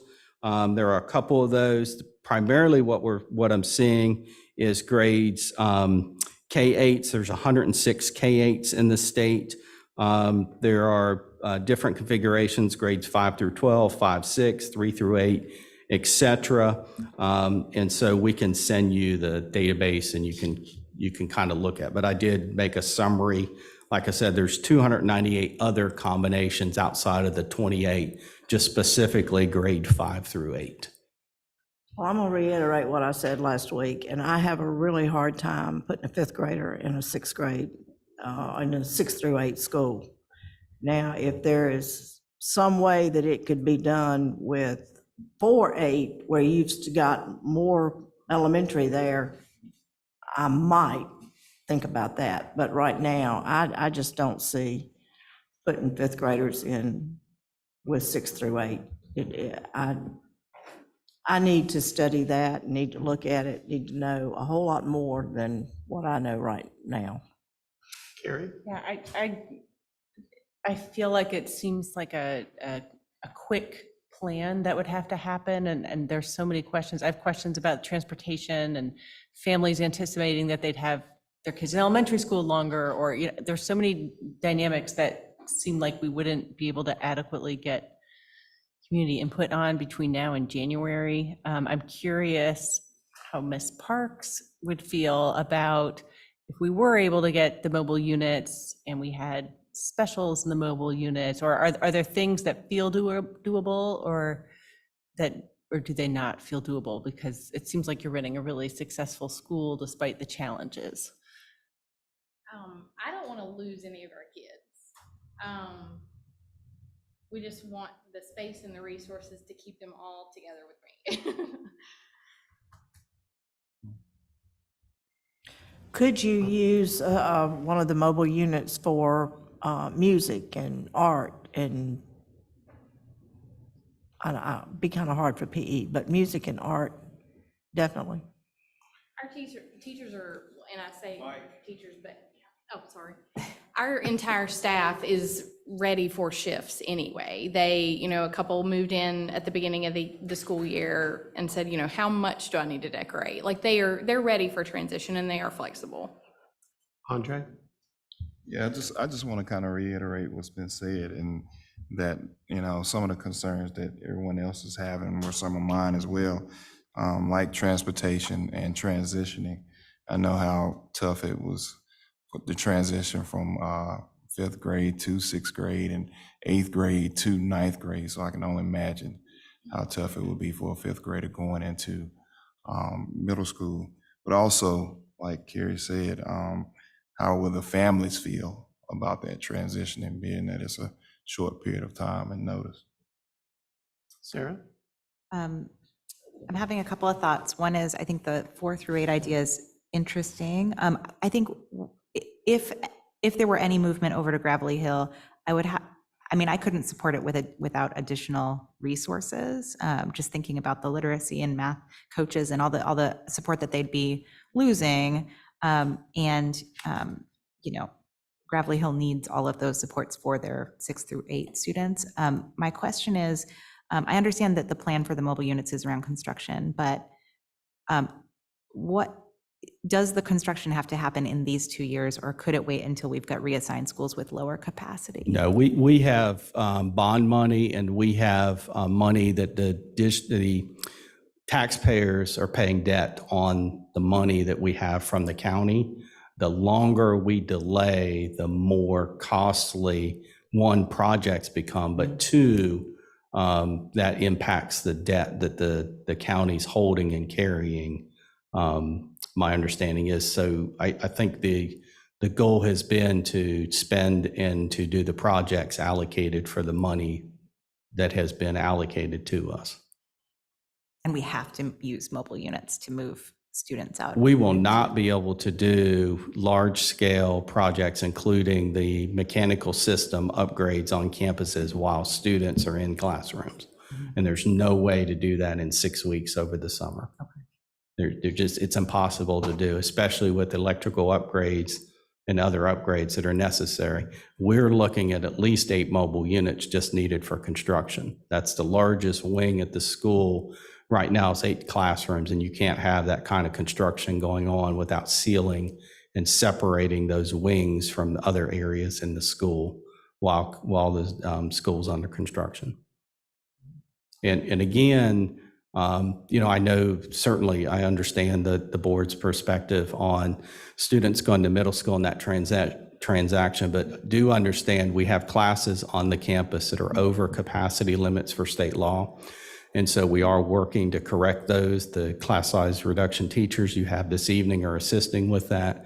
But we are limited, even with mobile units, to the number of students we can serve successfully on that campus, based on the hallway capacities, based on the cafeteria size, based on the number of students we can serve in the media center, based on the space we have for OT, PT, EC classrooms, all of the other ancillary services that service students. The more students on that campus, the more people that have to be on that campus to service them, the more books, the more supplies, and they're out of space on that campus at this point in time.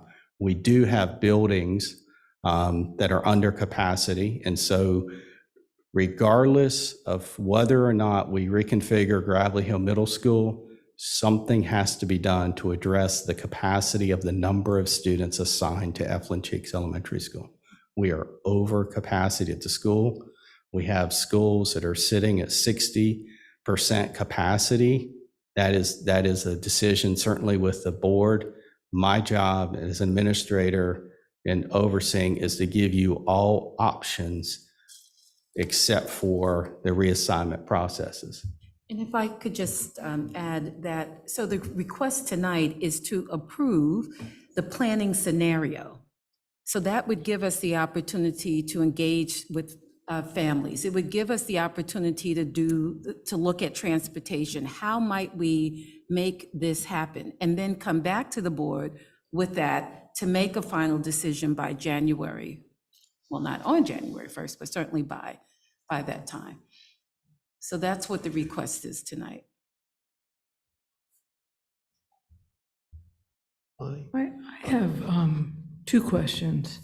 One is at River Park and New Hope. Do we have mobile units out there? We have mobile units at River Park. There is one classroom that's assigned to the mobile unit. The other one is used for services.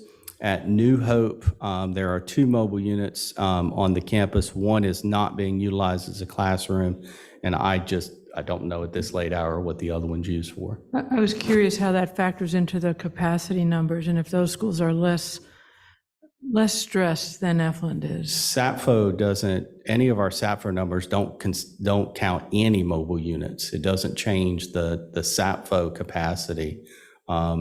So those schools certainly have more room to provide services and individuals and people, but then we get into the safety concerns with monitoring and especially the older schools. They don't have restrooms out in the mobile units. And so that's another issue where we are working at Eflin Cheeks to try to get the restroom and services in the mobile units so that eliminates that constantly just leaving to go to the restroom. But students certainly have to leave to come in, to go to the media center, to go to the specials, the other areas within the building. And to your point earlier, yes, what can you move outside? Certainly we can look at moving coaches or moving other staff outside the mobile units and keeping as many students inside the brick and mortar as possible. And also, I was a principal on a campus with mobile units. There comes a point when severe storms or hurricanes or tropics, you have to evacuate the mobile units. And so they're just not to the same standard as your brick and mortar is going to be. So, we also have to consider all the safety factors involved. So nobody has mentioned this, but one of the items on my mind is we're in the process of approving a performance plan for Gravelly Hill, and now we're talking about putting another change in that environment, where now we're going to tell students, you can't go down this hall or that hall. We're going to have kids that can't see each other or minimize it. And it just seems off to me to put that on top of everything else that we're trying to do there. And that's concerning to me. I'm just making a statement. It's concerning to me on top of everything else they're having to deal with. I would also say it could also help the situation because the 100% of those students leaving Gravelly Hill leaving Eflin Cheeks go to Gravelly Hill, but I don't know what that looks like. Again, we mentioned possibilities. I will not be the decision maker as to, that's our academic team and the school team and the principal will make the decisions as to what that looks like. I just gave examples of what it could look like. So on the reassignment plan, is there no chance that middle school will be shifted for any of the middle schools? That depends on a couple of things. One, what is the capacity in the planning scenarios? Two, are you expanding any choice programs or options? Because what we've eliminated here that we've discussed twice is before we can give plans and recommendations, we need to know what are the options. Are we expanding, or is there other options that are taking place at the middle school? Because that will change the capacity planning scenarios. So I'll just take this moment to insert this. I would be more than willing to consider year-round for more of the schools, if that is what comes out of the discussions with the community and staff. So I just put it out there. I'd be willing to consider it. Bonnie? I have just a question about the timing, because with the big redistricting plan, obviously in an ideal world, we would want students that are east of Eflin to go to Central or to go to the schools with capacity, So if we bring the mobile units in, very interesting idea from Ms. Smiley about delaying the construction. We have a capital planning project that's about to start that might give us a proposal to put capacity on the building. But what if we just didn't worry about this part and we go ahead with the redistricting in a couple of years and put the trailers out in Eflin, and so we don't have this interim step that just disrupts it disrupts our students that are most vulnerable to disruption. We've not discussed any meeting or previous conversation about delaying construction. And what I've heard is get it done, get it done, get it done. And we actually have bids that are coming in this week on Central and bids that are due in 2 weeks on Eflin that we have probably spent in excess of several hundred thousands of dollars designing and planning. And if we're going to shelve that, I need to know that very quickly, because contractors are going to be very frustrated and upset with hours spent submitting bids to projects we're going to delay. And I would want to respect them and get that word out there if that's what our plan is. Fair comment. I think we first need to know what the timing would be to bring in the mobile units and how soon we can get them, right? Because if we can get the mobile units in, then we go with that. So the mobile units and construction go hand in hand. We won't start construction without mobile units. We cannot do construction without the mobile units. So construction starts when we have the space that we can relocate students to. And we're looking for additional mobile units for capacity also. We added 2 based on the number of mobile units we can get on the campus, where our plan is to add additional 2 mobile units to help with capacity. Or when we get the hallways and there's only 6 classrooms that have to relocate in a wing, then that just gives us more capacity. So we do need to extend, we are past. Smiley? Motion to extend 10 minutes? Second.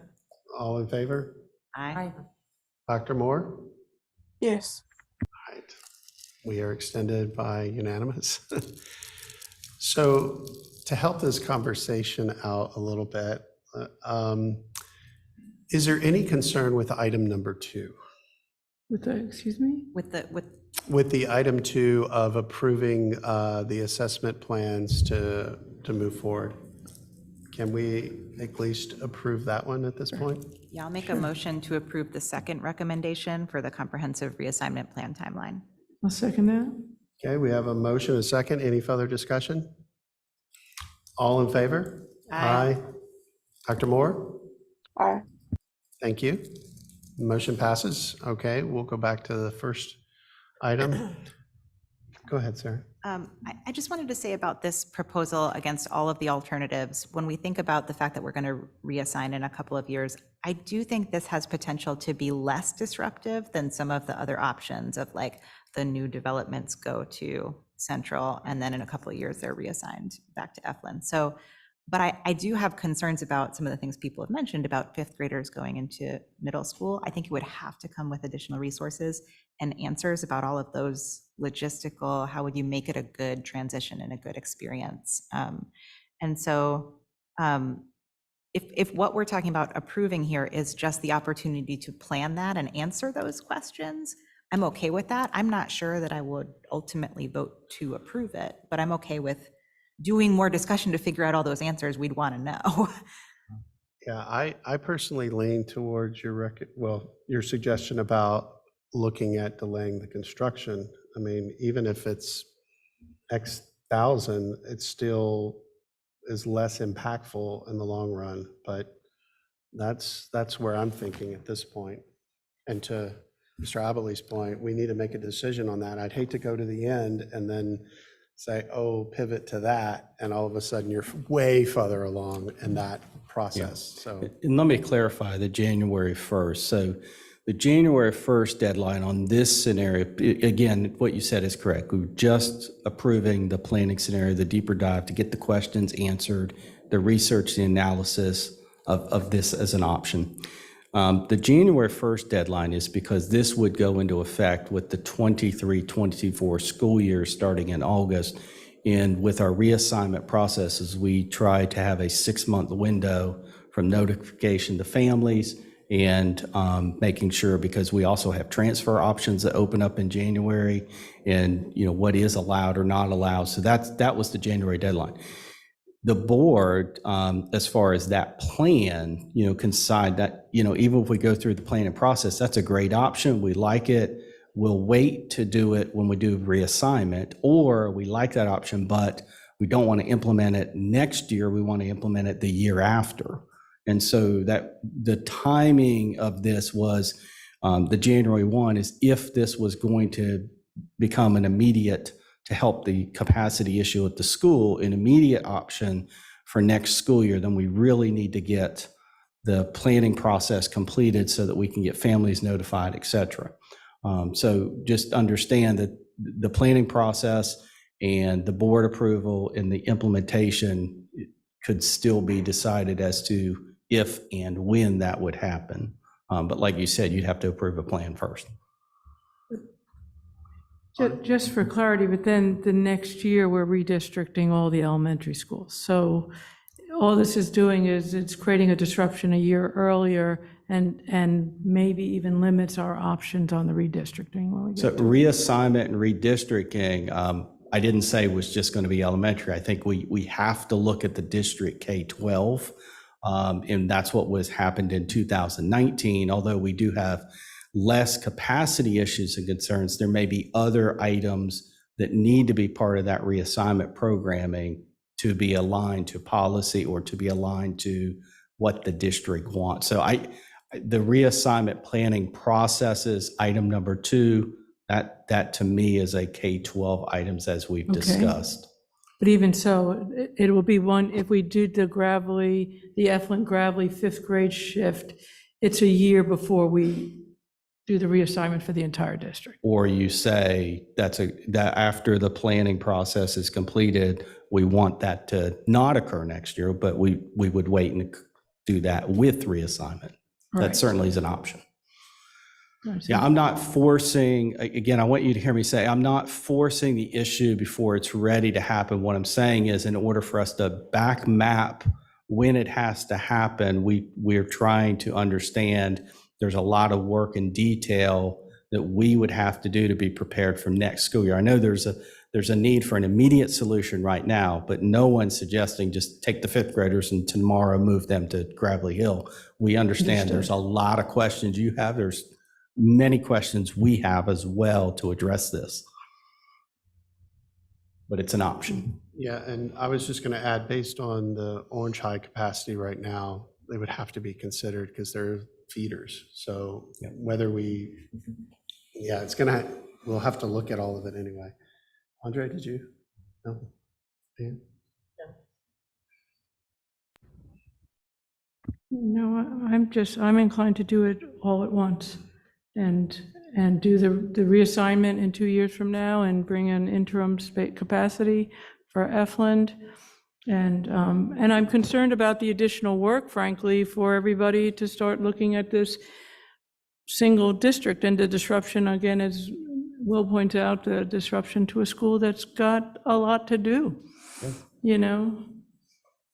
So I would prefer to let go ahead and move it into the redistricting, the full redistricting. Sarah? It looks like you're projecting an additional 50 students next year. So if we did not do this, we'd need space for those 50 students. We do. We will be, one of the items I skipped over tonight because it is a next year item. We still have a couple spot reassignment options, which would impact Grady Brown. Grady Brown's under capacity. So without a plan, we still are going to have to address the growth of students enrolling whether they're at Eflin Cheeks or they're at another school. And so we'll continue to discuss what can we do utilizing mobile units in the short term, because that is an If I could option. just add, keeping in mind that the strategies that we've engaged in to date have not been successful. That's right. In fact, have opened up a pathway to charter schools. So we need to keep that in mind as well. Just on the spot reassignment thing, I think it when we go to do the reassignment, there's going to be a lot of committed communities we're trying to get to go to a closer Yes. school where so that I think could be a problem. But if you're talking 50 students, maybe it's 2 additional mobile units above what we'd plan for construction if there's space on the campus. Maybe there's a way to do it that way. Trust me, we're working on it every day. We are really working to solve this issue. Nobody has said this, but I'm not hearing the palatability of the 5th grade option. I'm hearing looking at how do we leverage the mobile units or a plan around that versus putting the effort into a 5th grade at the middle school. That's what I'm hearing. I'm just trying to facilitate this along so we can get to an answer to get everybody out of here because we are past time again. I agree. I do too. I agree. So if I was to facilitate a little further in going down that avenue, is the thought to delay construction for the purpose of that, or just take additional? Question on that. Well, I'm just, we've got to give parameters. We can't just say so are we thinking the construction plus additional ones to cover capacity, or just what they have now? Can I suggest that staff come back to us with, okay, so if this Gravelly Hill 5th grade is not the plan, maybe they can suggest how they might want to address it. That's perfectly fine with me as well. Yeah, and I'd like that plan to hear about the options for what moves into the mobile units. Is it specials? Is it classrooms? Is it offices? So what are the options? And, and then what would it look like to do construction? And when will they be here? How quickly can the mobile units be here? So with that, I don't believe the board is required to take action for that request. No, I don't think so. That's an informal direction, but I'm sure staff have been taking good notes and can come back to you with a set of additional recommendations and information. So with that, could we get an extension and then talk about going into closed session? Motion to extend 10 minutes so we can go into closed session. Second, we have a motion and a second. Any discussion? All right, all in favor? Aye. Dr. Moore? Aye. Okay, we have extended 10 minutes. Anything else from any board member? All I'd right. like to thank both Ms. Parks and Dr. Rawlack for hanging on this late. Thank you both very much. Yes, thank you both. All right, with that, do we have a motion to go back into closed session based on the Stated prior? agenda. Yeah. So moved. Second? Second from Ms. Purcell. All in favor? Aye. Aye. Dr. Moore? Oh, thank you. We are now in closed session.